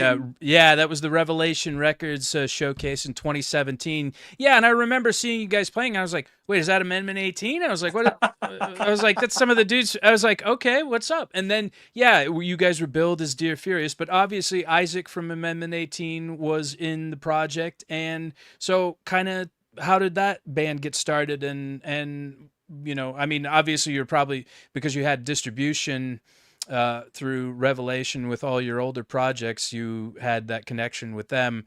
Did you play any of the subsequent fests after that? No, that was just one. And it was funny what Isaac and I had dealt with Revelation Records in the early 2000s with whatnot, ending up playing a Rev Fest, is So clearly there was some mended wounds and whatnot. yeah. And I think the fact that there were 2 separate issues being dealt with together at the time when Amendment 18 was signed to Revelation Records. So, but it was a strange twist to then end up playing a Rev Fest. But it was not a booking that was based on our merit at the time, because it was like, oh, hey, do you guys want to open this? Hey, can we borrow your equipment? So it was kind of Oh, like really? if somebody else had gotten the call. Yeah, I mean, the band was at that time, and probably through its existence, an opening band, though everyone in the band had done bigger and better things than where we were currently. I thought what Sure. we were doing was fantastic, and to Yeah. play in a band with Brian Mannery, who was the other guitar player who wrote all that stuff, was a guitar lesson every practice. Was just really, I.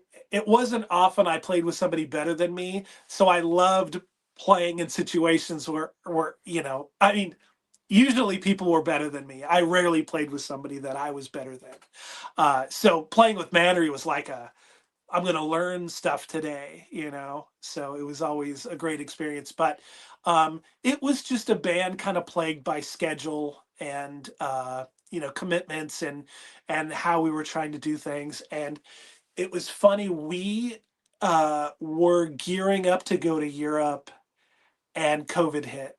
I'm sorry. I'm Ah, sorry. We were gearing up to go to Europe. We canceled it, and then COVID hit during the time we would have been in Europe. So it was kind of like, those responsible for canceling it were like, "Oh, are you going to thank me now?" It's like, no, no, no. yeah. Like, the canceling of the tour basically was the end of the band. Um, Ah, but it was a band. Like I didn't write any of it, and that's why I can say I think it was so good.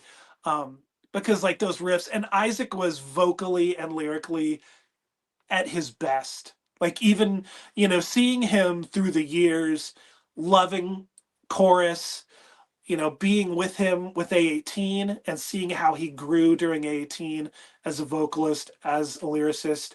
And then Dear Furious to me, like those lyrics are on par, the best thing I've ever been a part of.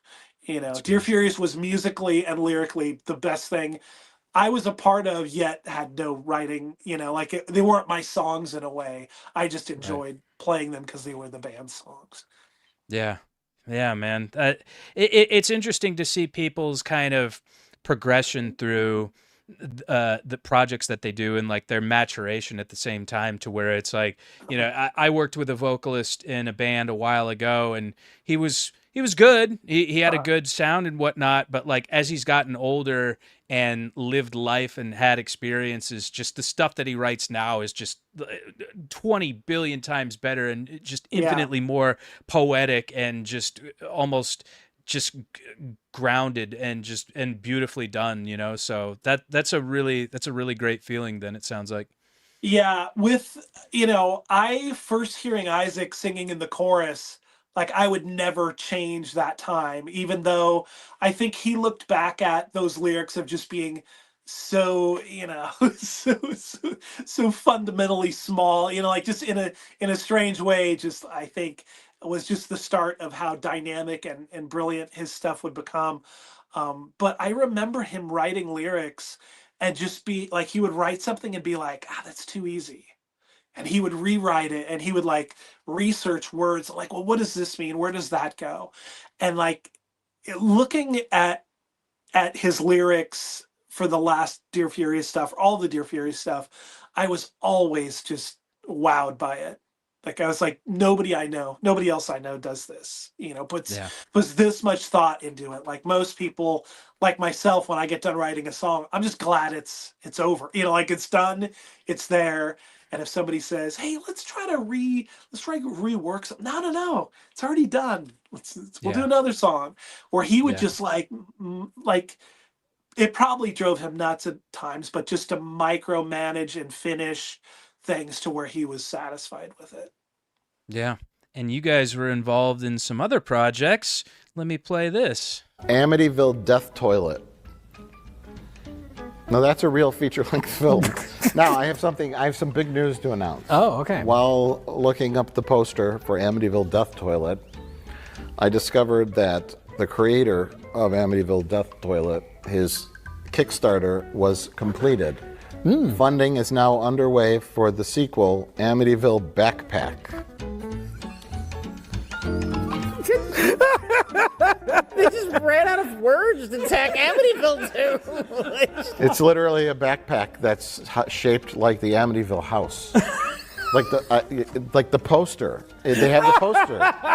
I'll show it to you guys. Of course, I'll put it on the screen for a viewing audience at home. I want to see this. You're not joking about the backpack, are you? That it's a house. I'm not. None of this is a prank. I'd like to think that's some sort of meta joke about how the ideas for these titles, they've run out.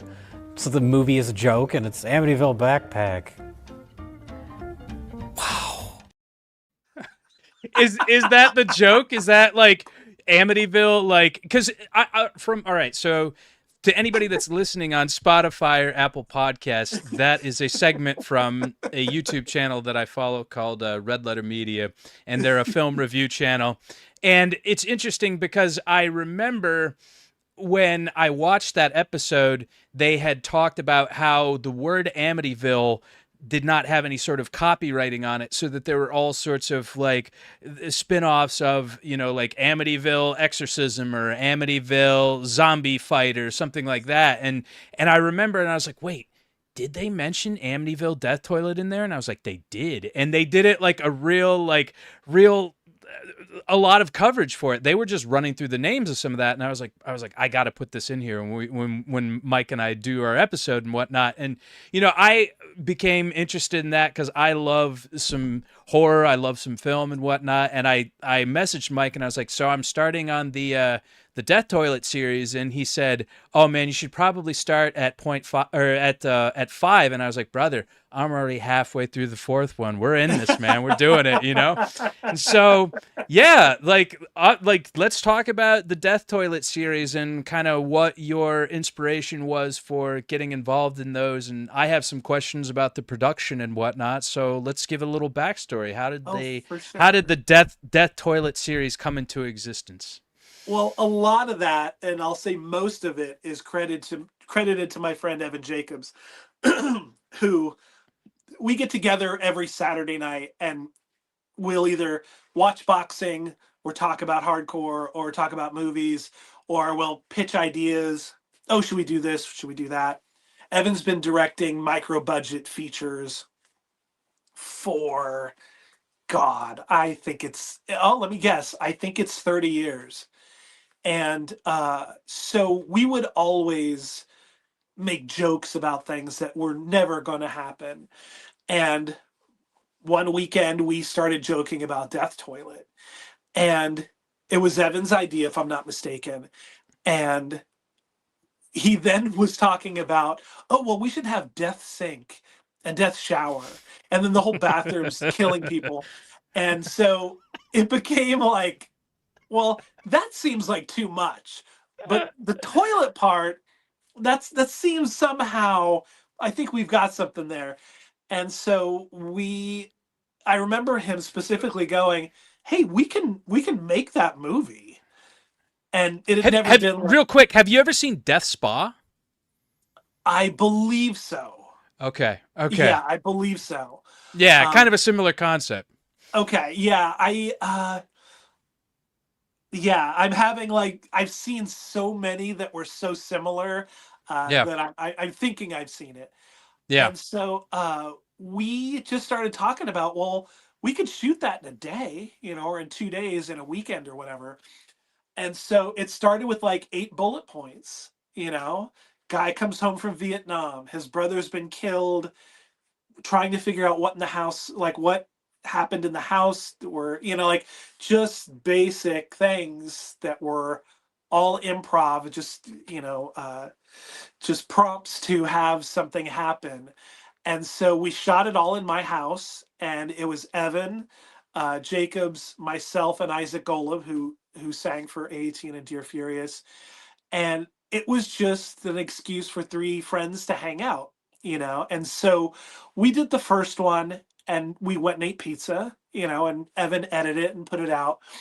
And we watched it and thought it was ridiculous, And then he was like, hey, what do you think about we'll do another one. We'll schedule it for whatever time of the year. And it was like, okay, yeah. Same thing, toilets, Vietnam veteran, just all the same type of thing, moving the story a little bit along. And we just kept having the time to do them and the ideas to do them. And, 8 bullet points turned into 11 for the next one. And then, we're going to get up to 15 bullet points because more things need to happen. Toilet kills person and explosions and, so they just moved on, and we kept having fun and kept eating pizza and kept making these movies. And then, did the pizza contribute to the sound effects? I don't believe so, but to our credit, every single fart is real in the series. So, I take it personal when I hear some show just use a sample or something off a fart machine or whatever. Yeah. And it's serious business. If you're going to be into crapsploitation, you've got to take it seriously. Got to have a level of realism there. Yeah. For sure. Yeah. Why fake something you can do easily and it'll sound great? So we actually built up a bank on a computer or a hard drive filled with wet and greasy or dry and windy or whatever. So we have different different types because you got to make sure it fits the mood, like if you're outside, it can't sound like you're in, you know, a Of closed course. room or something. So, by part 4, we had like an extra character or two and we'd rented a set and, Yeah, you had some yeah, production there. Yeah. yeah, we rented an interior of a private jet, that had like some couches and windows and the cockpit and whatever.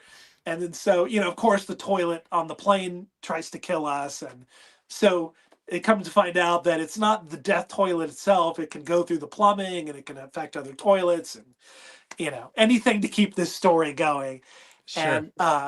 And the funny thing is we got distribution for the DVDs, and then it started streaming, and then we'd start seeing that people would rate it, on IMDb or whatever. And it then dawned on us, like, or dawned on me particularly, oh, people are watching this thing. Like, I was never nervous filming because it's just us and we're goofing around Yeah. and, shooting this on a small camera, and like it was just easy to do because it was something fun to do. And I was kind of like, wow, like, God, there's some place in Japan that's streaming it now. And it was just like oh, we made a movie. People are turning this thing on expecting to see a movie. Like, wow.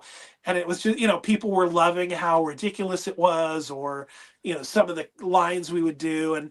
And Isaac was fantastic to work with because he was great at improv, and that's all these were.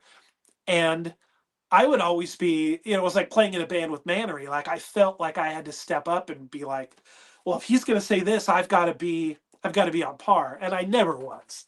I was trying, but Isaac would always say something brilliant and funny, and just I would try to get there, and hopefully I did a good enough job. And then for part 5, Evan said, "Hey, do you want to take over and direct part 5?" And then so I was like, "Oh, okay." And I write bullet points. I think they were like 60 or 70, like, just so much detail, no script, but just all these things we had to go do and different locations and shoot and rent a studio and like, all this different stuff where, Yeah. Evan likes to make fun of me. I like to make fun of Evan about like micro budget between micro budget, and, Yeah. spending money like, well, and Evan is right on everything, because when it comes to here's your budget, here's what you need to make back. Like if your budget's this, you've got to make this bigger amount back or be satisfied with not making it back. Like you'll Right.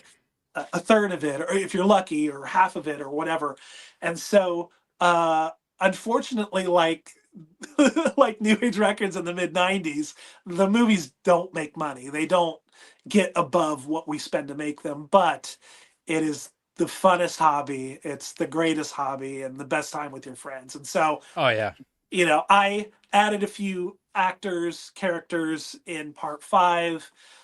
It also took 2 years to film and edit. Like it took way longer than it should have. But the end result, I think, is something we're really happy with, and I think was a great time. And hopefully it makes people laugh, and there's some nonsense in there that's great. Oh yeah, I was laughing out loud. I was watching him at like 2 in the morning and stuff, and I was just like, and I didn't mean the farting stuff too. Like I when you're talking about like recording farts and stuff, like when I first got a PC, we had a microphone on the PC, and like my buddies and I, we would all get together and just like fart into the microphone and record Oh it. yeah. And, like, Oh yeah. we'd all be hysterically laughing and like. We'd all be just sitting around like playing Super Nintendo or something like that, and Oh yeah. I'd be on the computer and just hit play, and it'd be like, like that. We just all start laughing. So yeah, Yeah. that's good stuff, man. Yeah, we actually started a hotline that you can call, and there's a recorder, and you can donate your farts to be used in the movie. And so, when you call it, it's like, hey, this is the Death Toilet fart line, and then if we're promoting something or whatever, and then after the beep, leave us your fart, and it's so fun when the phone rings, because you're like, somebody found the number in part 5 or Oh my in our god. social media and saw the number, and thought to call it. And it's usually people laughing, people making a fart sound with their mouth. And Oh, every that's once in dumb. a while we get a real fart, and it's a lot of times, it sounds like very young people laughing, and so I think they're Yeah. surprised that they can call a number and something picks up and it calls itself the fart line. Well, if there are any plans for any future iterations, like okay, I'll get some of the Starbucks double shots and some Burger King onion rings, and I'm in the union though, so I don't know if that would Oh, okay. bar We me might have from to. contributing. Yeah, I might have to get like a waiver or something like that, but I'll definitely see if I can contribute. Oh yeah, yeah. Just text them right over. I mean, that would be the funniest thing is between the text group of the three of us, it was just constant, like who's got, whatever. And then sometimes it would just be unsolicited. You would just get them, you know. Oh my god, that's Yeah. glorious! All right, before I laugh myself to death, let's do some rapid fire. Let's do it.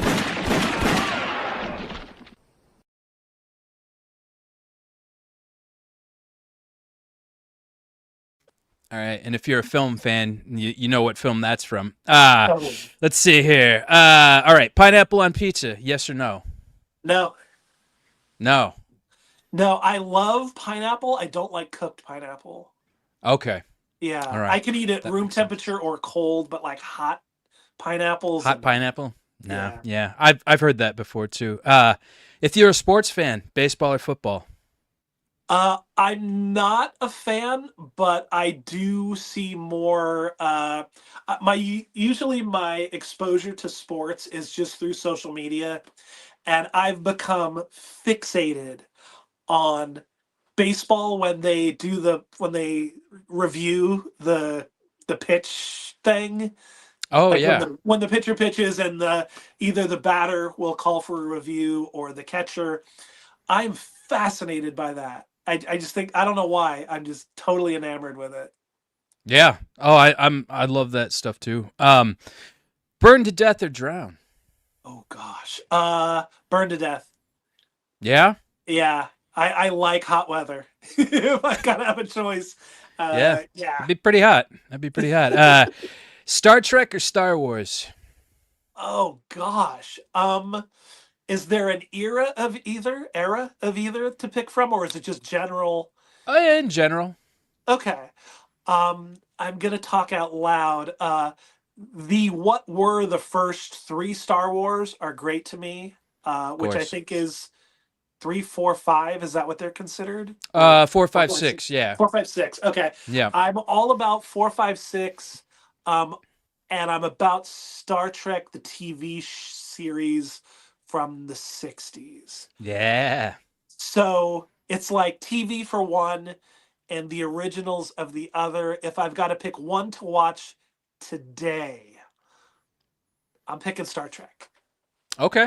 All right. Yeah, the Yeah, I OG Star love Trek is yeah, I fantastic. love the kitschy, the colors and just everything about it. And Yeah. I'm a huge fan of really bad set designs that are like, hey, we're on this planet, and they're in like a, 8 foot. No, you're in a set in Burbank. Get the fuck out of here. Yeah. We could see the curtains back there. Get the Yeah, fuck out of yeah. here. Like, Yeah. hey, Yeah. that monster's wearing a Reebok shoe. Like, what's going on? Or Exactly. a Converse or something. Yeah, yeah. All right. Favorite film of all time? Oh gosh. All right, I'm going with The Thing with Two Heads. Oh, okay. Are you familiar? Well, it sounds like 50s B sci-fi, and okay. So you might remember this band. They were like a ska-core band, Aquabats. They had a song Oh called "The yeah. Cat with Two Heads." Is that Oh, okay. inspired by that movie? Probably, Okay. yeah. Mid 70s B movie. A a doctor is dying. They find a prison inmate that is on death row, and they take the doctor's head and attach it to the inmate's body. So they didn't take his head off, the inmate. So he's got both heads on his. Oh Lord. It's remarkable. And it's Okay. Rosie Greer, the old NFL football player, plays Oh. the inmate guy, and it's just magical. I mean, there's Okay. lots of great movies, The Godfathers, the Star Wars, and everything else, but Yeah. that one to me is The watched Godfather, through. Star Wars, The Thing with Two Heads. Yeah, Yes, I'm with you. it's not to be outshined. I do have another one that it's right below, just right below The Thing with Two Heads, and it's Jesse James Meets Frankenstein's Daughter. I've heard of that one actually. Yeah. Amazing movie, amazing Okay. movie. Both are on YouTube to be watched for free. The greatest thing about Jesse James Meets Frankenstein's Daughter is every single person in the movie is playing it 100% serious, and it makes That's the it best. so much better. Yeah, that's the best. That's the best. Have you ever seen Riccio? No. Oh wait, Oh my. it's like an over the top violent movie with It's like lots it's of it takes martial place in a arts? prison. Yeah. Well, it takes place in a prison, and it's Golden Harvest that did all those Hong Kong movies, Okay. and the guy is just basically like almost like this supernatural character, and it's almost like a video game or like an anime. Like he fights all these different people within the prison, and it's Okay. so over the top. Like it's Okay. if you haven't seen it, or have you ever seen Mr. Vampire? No. Oh, okay. I gotta If write that you're down. into the kind of films I think you're into, I think you'll like Riccio and Mr. Vampire because they're like Hong Kong cinema, but like over the top and absurd and just like they're a lot of fun. I'm all about some fun movies. Like if I can watch fun movies, even if they're poor production quality or whatever, like I don't care. Like Yeah. I get what you're going for, and like I can just kind of detach from that and just not take myself too seriously and just enjoy a fun film. So Yeah. yeah, Riccio and Mr. Vampire and The Thing Vampire. with Two Okay. Heads. Yeah, The Thing with Two Heads and Jesse James and Meets Frankenstein's Daughter. Frankenstein's Daughter. Yeah. All right, I'm gonna have to check Couple of those out. good All right, ones. fantasy concert show lineup: 3 artists of any genre, And any time frame. anytime. Yeah, they could be alive, dead. I'm gonna say Uniform Choice, the Ghetto Boys, and Bjork. Wow, that's yeah. That's No barricade. No barricade. I think that'd be a show that Bjork would kind of be into too, 'Cause she's kind of like weird. I'm playing the show with this hardcore band It's such and a a hip hop band. It's so interesting. All right, so let's see here. Okay, if you could exact revenge on your enemies and get away with it, would you? I don't think so. No. No. No, I think that I think there's the getting away with it is I think you get away with it where nobody finds you, but I think you have to live with that. And I think there's just too much attached to Guilt. that. Like it's kind of why when I think about it, I don't believe I've ever had a situation with an ex-partner where I've called them a name I'd ever need to regret. That's Like, good. oh, honey, I called you a bitch or whatever. Hey, I know we made up. You want to go to dinner? Like, you've still got to look in the face of this person. Like, okay, I still love you. And now I have to live with how I Right. acted. And I Yeah. think there's a lot I don't know how that would affect me, but I have a feeling if there's any part of it that's negative, I would want to have to hold on to that. Yeah. No, I get that. Like, I mean, do you really get away with it if you have a feeling of guilt? Yeah, yeah. And I Yeah. mean, somebody would really, I don't think there's any revenge I've ever needed for somebody who, like wronged my family or something. Like maybe maybe the crime has never been high enough where I need to seek that kind of revenge. But Sure. I mean, if I could find a certain record distributor in 1993 that owed me $50,000, I probably would have choked him on that day. But but I think the fact of just being in a position to, you know, have a checklist of anything, like there's people I really don't like, and being part of a music scene for 40 whatever years, of course there's going to be people you don't like, and of course Right. there's people I totally avoid, you know. And but to think of like any energy going towards people that, you know, even in business I still see people randomly that have I've done business with that did me wrong, like Yeah. flat out, you owe me money, you owe me whatever. uh I don't, I I You don't sometimes put that have, much energy into it. yeah, like it's bad enough to be in a situation where you have people who've wronged you or whatever. And I have a problem with sometimes they'll take up my headspace just in conversations that will never happen, are not realistic. Like to me, that's bad enough. If I was to spend my energy doing something or even making a call of, hey, take care of so and so, like I think that's too much to have to live with. Yeah. Yeah. I feel you there. I do have a lot of imaginary conversations where it's like, I almost envision that I'm talking to the person and I'm like Yeah. unloading on them and I'm like, nobody's hearing this. Right, You right. know, Like if Like, they say this to me, I'd say that I'm this gonna to say them. this. Yeah, yeah, yeah. All right. If you could release a record for any band, who would it be? Oh gosh, somebody that I didn't release a record for. Or even again? Okay. Um. Let's see. The first thing that comes to mind is the band Beyond from New York. I'm a Yeah. huge Beyond fan. I think they were horribly underrated and missed out. I think so many people missed out on them. I think like when I think of writing music, a lot of times they're one of the bands that pops up in my head. Like that riff, that drum part, that intro, like this verse, this chorus, whatever it might be. I think there was nothing like them before and nothing after. Like bands like that that have so much style and groove and teeth, and like Underdog. I think Underdog is a band that just like everything they did was fantastic, you know. And Yeah.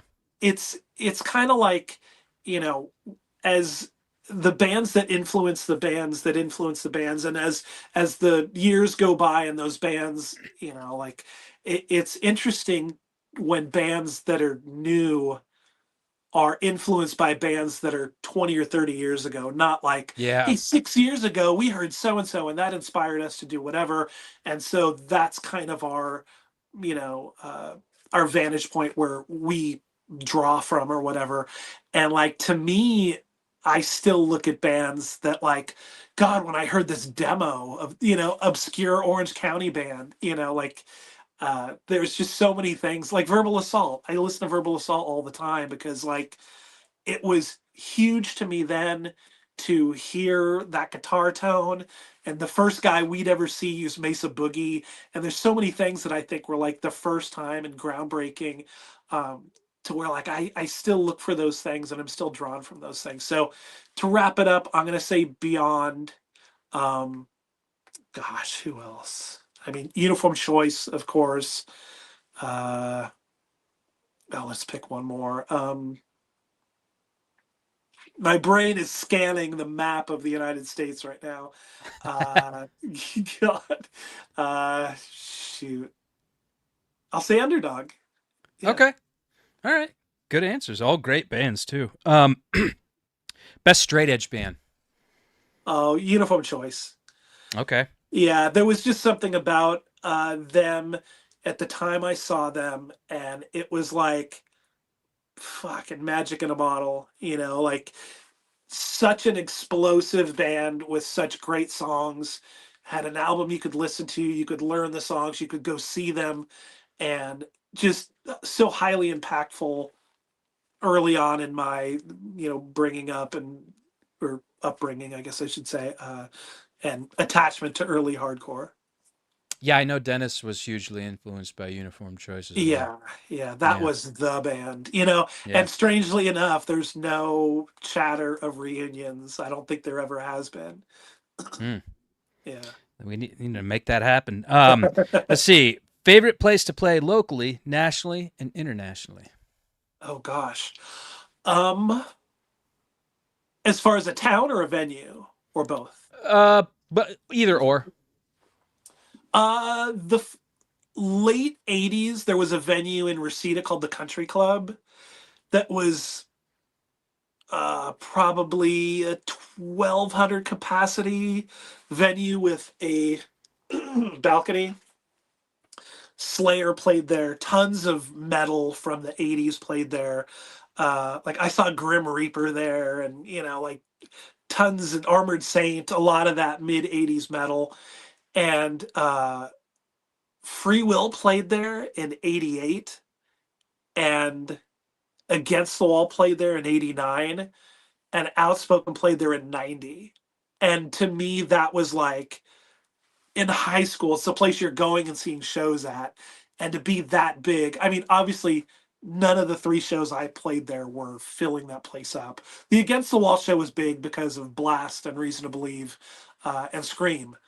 But that was my favorite place to play. Like, it was just such amazing feeling to be out in the crowd, in the seats, in the balcony, and then you're getting to like show up at the backstage door with your guitar cases and your amp to like go in and play.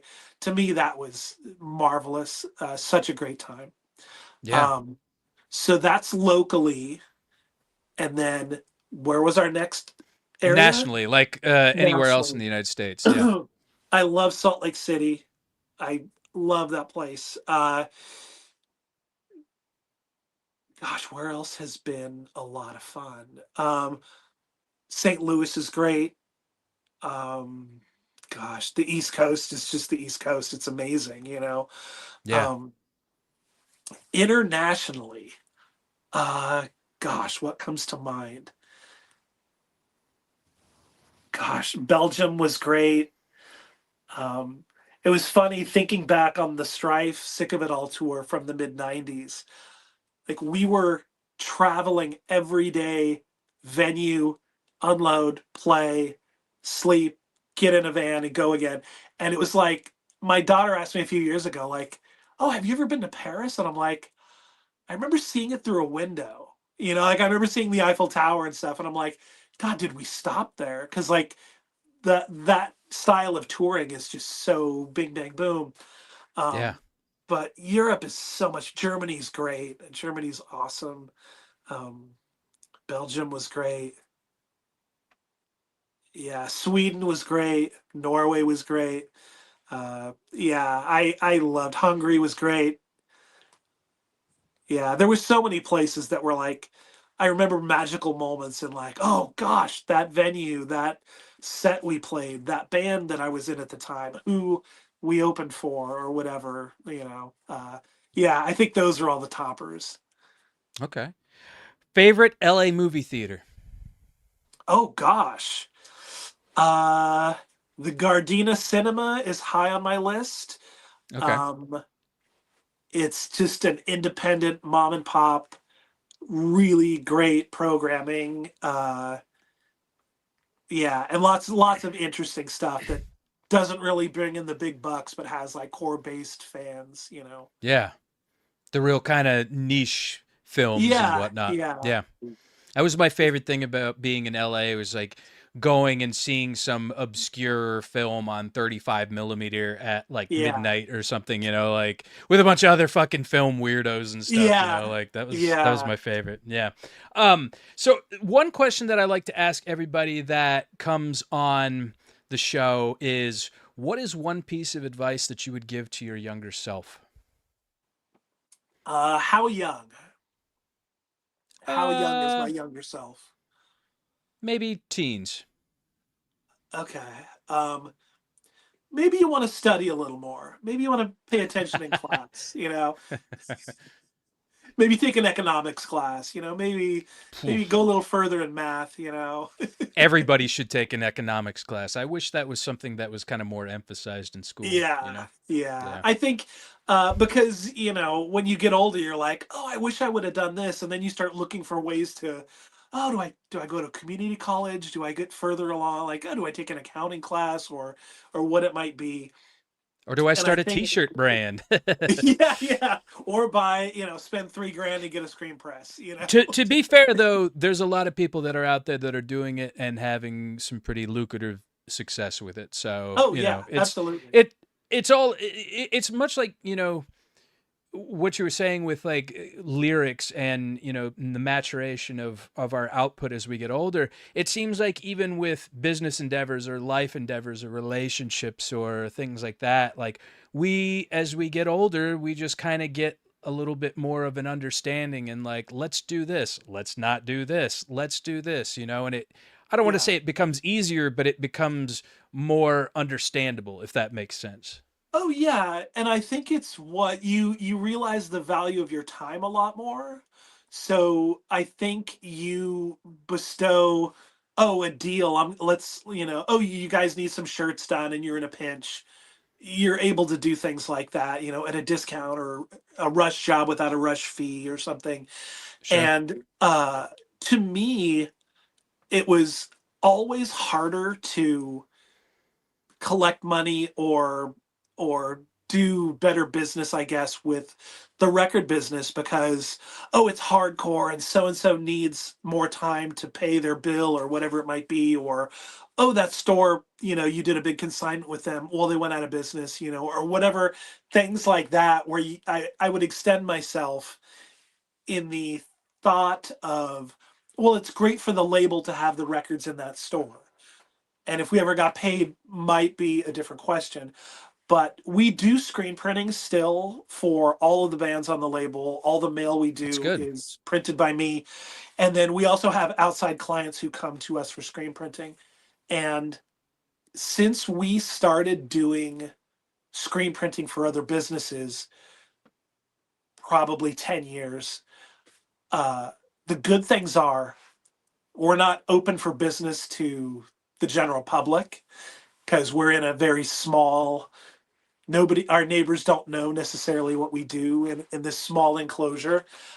So we're able to pick and choose our clients, Yeah. which is great because if I potentially see somebody that's a lot of work for a small job, or even if it looks like they're going to be a handful or more than we can manage with just questions or how does this work or whatever, if there's things we can do easily and turn around quickly, those are the customers that we like to do business with.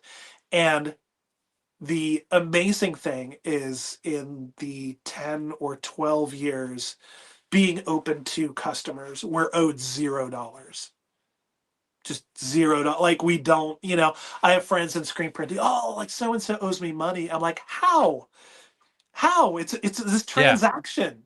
Right. Like I don't keep an account.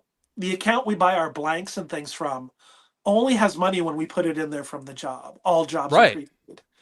Like Yeah. I can't do anybody the favor of putting myself in a position to lose Be in debt. $500, $200. Yeah. Like Sure. I would Yeah. kick myself if I delivered shirts to somebody that they didn't pay me for at this point in what I've learned from the 90s, it's it's just impossible at this point. Yeah. No, and it makes sense to kind of do sensible business when it's, Yeah, cuz I'd rather, oh, I don't have to print today because so and so didn't want to prepay for their job. Great, I'm going to work on that script, or I'm going to write our shoot schedule for whatever we're working on for a movie right. or something. I love So, that, man. I or operate go in take an much the acting same job. manner. Yeah, Yeah, yeah. exactly. 'Cause- Exactly. What are you watching? What are you reading? What are you listening to at present? oh gosh, what am I watching? I watch YouTube for everything. Same. Yeah, every noir, Twilight Zone, Jesse James Meets Frankenstein's Daughter. Yeah. I love obscure movies with actors you've never heard of, or you might have heard of one, and I love watching random 70s, 60s, early 80s movies, and you'll see somebody like, oh, that guy was on that episode of Star Star Trek. Trek, or Yeah. that guy was on a Twilight Zone, or like Yeah. I love, and then dude, get me on IMDb. Oh, that guy was on 2 Twilight Zones. I didn't even realize. Like, And then you find out those people who aren't really like name brand actors or what have like 300 credits on yes, IMDb. Just like they're yeah, just steady like working actors, yeah, that flew like right below, right above, right below the mainstream, and like, oh, so and so was in a movie with whoever. Like, you could see people that were like, they had their bigger climbs, and then other times when they were just working and being in movies.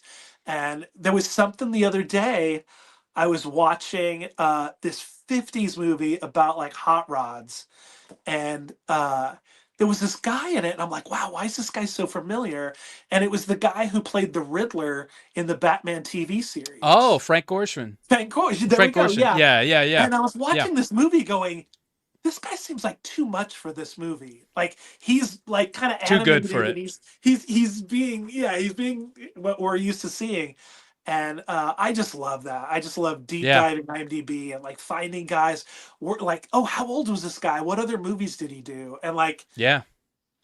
Three Stooges, researching locations. Like, I get so far in the weeds of like, oh my God, like that's up near wherever my daughter lives. Like, I'm going to try to go by there and see if it still looks like, whatever it might be. But yeah, That's what I that's miss definitely, about Southern California, man. I did that shit oh, all the time, man. All the time. Tried to find the house from Sunset Boulevard, and like, I guess I don't even know if it was there anymore or something, but I heard the address in the movie, and I was like, all right, I'm going to go over there. And then I was like, I don't see this house. Like, is this bullshit? Like, did they film somewhere else? I don't know, so. yeah, something that I've become fascinated with is for uh, for Death Toilet Part 5, there was a part that we shot at a miniature golf course. And it's literally no permit. We showed up at this miniature golf course. We have a character dressed in a lab coat because he's a doctor, and he's carrying a full size, like a pitching wedge golf club.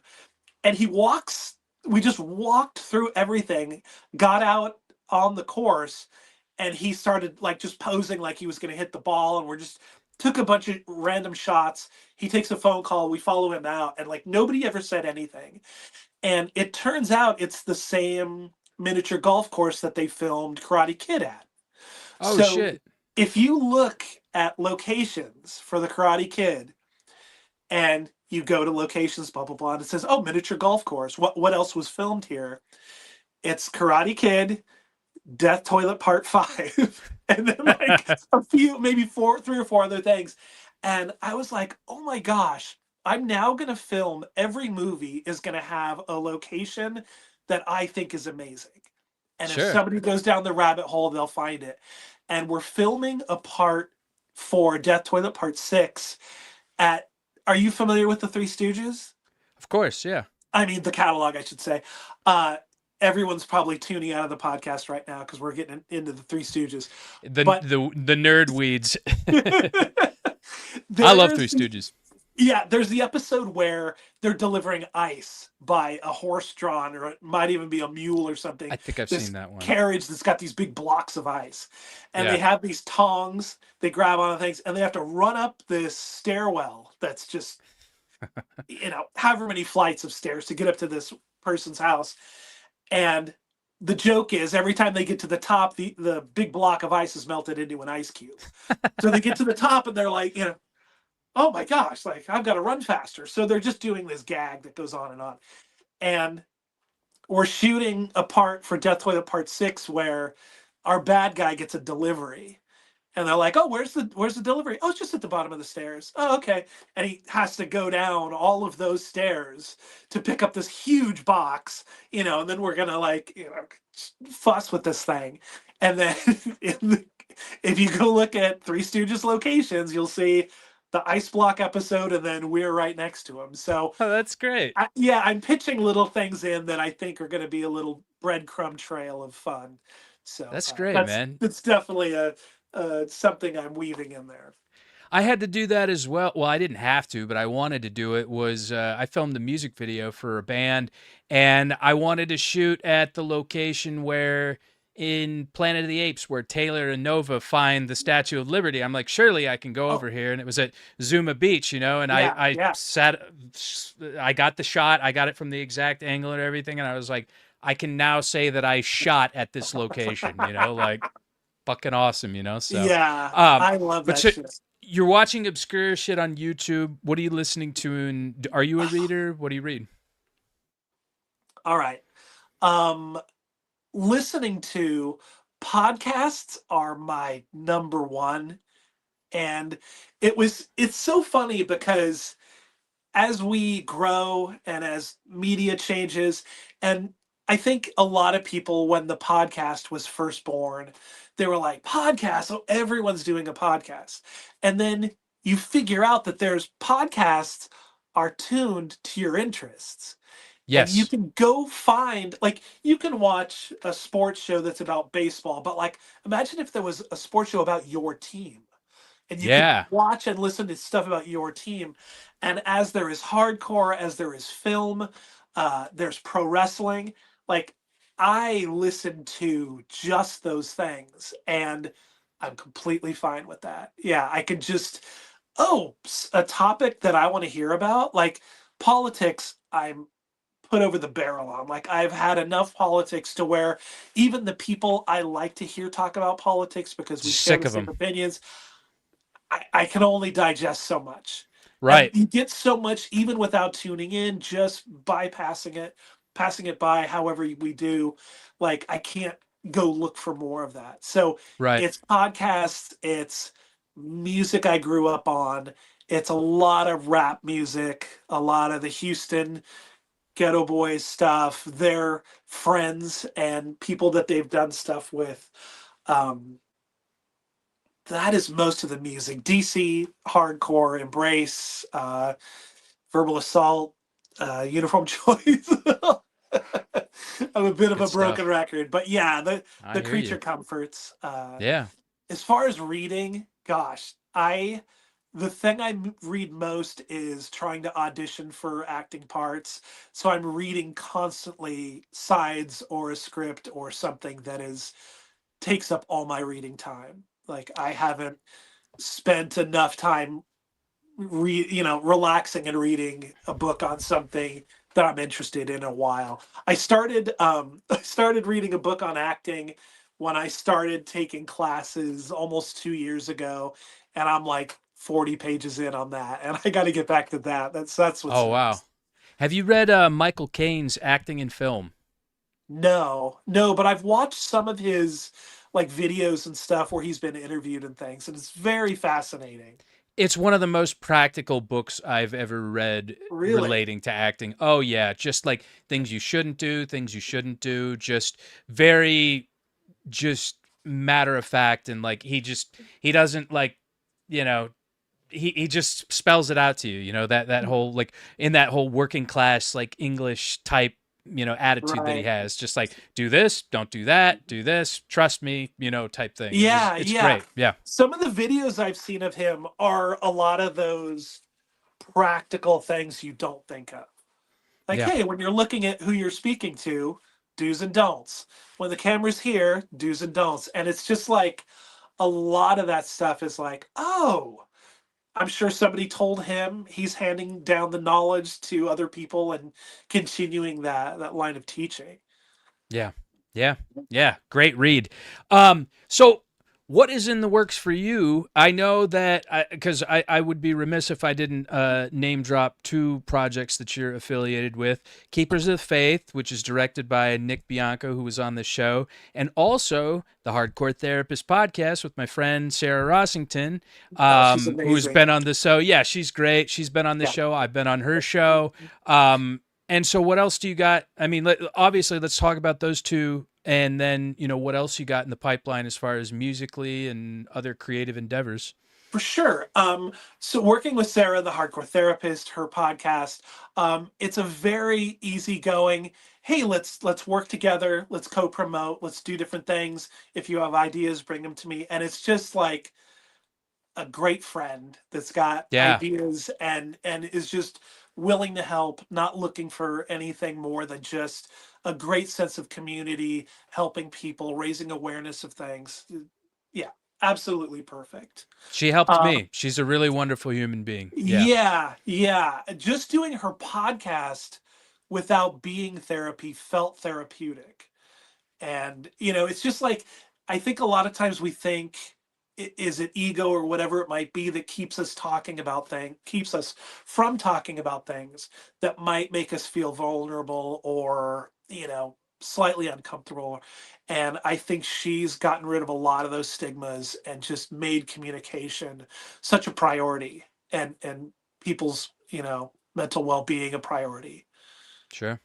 So awesome. And and then Keepers of the Faith, you were one of the actors in the film, and Yes, talk about that a little bit. for sure.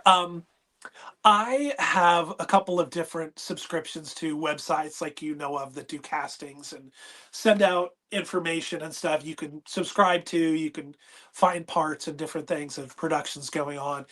And one in particular of the two that I belong to, I search through there, and a lot of times it's people looking for actors that are definitely above my ability of starring roles or whatever. And that's something I'm not looking to do because I don't feel like I'm ready for that kind of pressure. I'm looking for, a guy looking at a menu, hey, what's on the menu? And then that's my part, like lots of Right. simple, easy lifting before anything major. But while I've looked for those small things, bigger and more interesting things have come around, and even the things that I self-produce have become more dependent on being dialed into what you're working on, instead of just pizza being the what's on the menu for the day. There's a Right. lot more to learning this craft that I'm trying to learn, and I figured if I'm going to be in this position, why not be as good as I can possibly be at it if there's any good to be had of it. And so in looking over this website, I look and I see this movie about hardcore, and I've never seen anything about hardcore on this website. Sure. It's not even like music videos looking for people. It's like features and short films and very serious projects. And as I'm reading this, I'm like, who is this? Like, I was just like, who is this? I've got Right. to be friends with or friends of friends with whoever is in charge of this thing. And Mhm. so there was a character they were looking for, an actor for, and I just read it and I'm like, I'm I'm that guy. I know this guy. I've been this guy. I've been friends with friends of this guy. Like, the minute I read over the information about the character, I'm like, oh my God, like I've got to do this. I just Yeah. got to, like this is something I think I can do well. And I messaged him because in the website it was very much like, okay, submit your self tape. And so, but I wanted to send him a message. I didn't want to just go, oh, hey, I'm gonna send you a self tape, but just give me a little bit of time. And so I looked him up on Instagram as we do, like, oh, who does he know that's friends with friends? All these different friends with friends. I messaged him and said, "Oh, hey, I'm going to send you a self tape on this day." And he was like, "Great, great. Here's, some more parts of the scene, and here's a character breakdown." And so I really got all the information on the character that I could, and I was like, "Oh my gosh!" Like it was just like really being handed something like, you know, hopefully I can do a self tape that's well enough to where I can make this happen. And we ended up meeting for lunch and talking more and just talking about, it was funny. I was reading part of the script and I said, oh, it sounds like this part sounds like you're talking about the Shea Cafe in San Diego. And he goes, I am. That's this venue that doesn't say Shea Cafe is what he was thinking about. And I read this and thought about the same venue. And Oh so there was just wow. all this different, like, oh my God, if I blow this, like I got to go bury my head in the sand somewhere. It And was so, serendipitous. yeah, yeah. And he's obviously much younger than me, and his grasp on this time and place he's writing about, I was like, man, that's just like every generation has this venue, these situations, these people. Like reading this, I'm like, I've known people like all these people, and it just was one of those situations. Like if I was into boxing and the movie was about boxing, and I knew all these different boxers and their trials and tribulations. So I just was like, hey man, I'm totally interested. Here's my self tape. Let me know. Need to change anything, whatever. And everything worked out. And so we did a table read probably a month ago with the other actors. And it was funny because reading with the other actors, I was like, all of these guys are serious. Like all of them are focused, they're dialed in, they want this to be as great as it can be. And I hopefully will be lending all I can make it be as well. That's great. That's Yeah. fantastic. I'm really looking forward to seeing this because Nick he's a great dude, Yeah. and he Yeah. knows his shit about film, and so I think we got great things on the horizon. I think it's gonna be Yeah, I think awesome. so. So, and as far as your music projects are concerned, what are you doing as far as music, and what can we expect as far as new releases from New Age? As far as new music for me, there's been talk of some new Outspoken songs, which I've probably got three. If I was to sit down and like go through the voice recorder and listen to all the stuff that I've been putting down over the years, there's probably three complete songs. Um, we had a rehearsal with just guitars the other night just to kind of brush up on things. And Travis, the other guitar player, has a home studio. So I was thinking, wow, that makes it probably a lot easier to do because we could just demo and get the stuff kind of refined into a space where we could present it to the other guys and say like, hey, what do you think, yes or no, because as far as doing a new band, I've had ideas, and then uh those ideas flutter away when you think about lugging an amp around or trying to streamline people's schedules into, okay, hey everybody, is everybody good to practice on Thursday? Like, Right. I'm 56. It's like, okay, like let's get everybody together. And the funny thing is I have this list of, okay, that guy's a great drummer. That's the bass player. I've got the guys I would call, and it's like they're just right outside the reach of, all right, do I pull the trigger or not? Yeah, And I get so it. it's that always, because I don't want to start something with and then go, hey guys, it's just, I'm too busy, or this is not what I wanted it to be, or something. And so Right. we'll Yeah. see. But Yeah.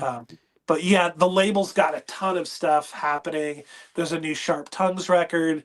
There's the new Wake of Humanity. There's the new Escalate. There's a lot of things just firing on all cylinders right now. Spark of Life came out a couple months ago, the Darsum record.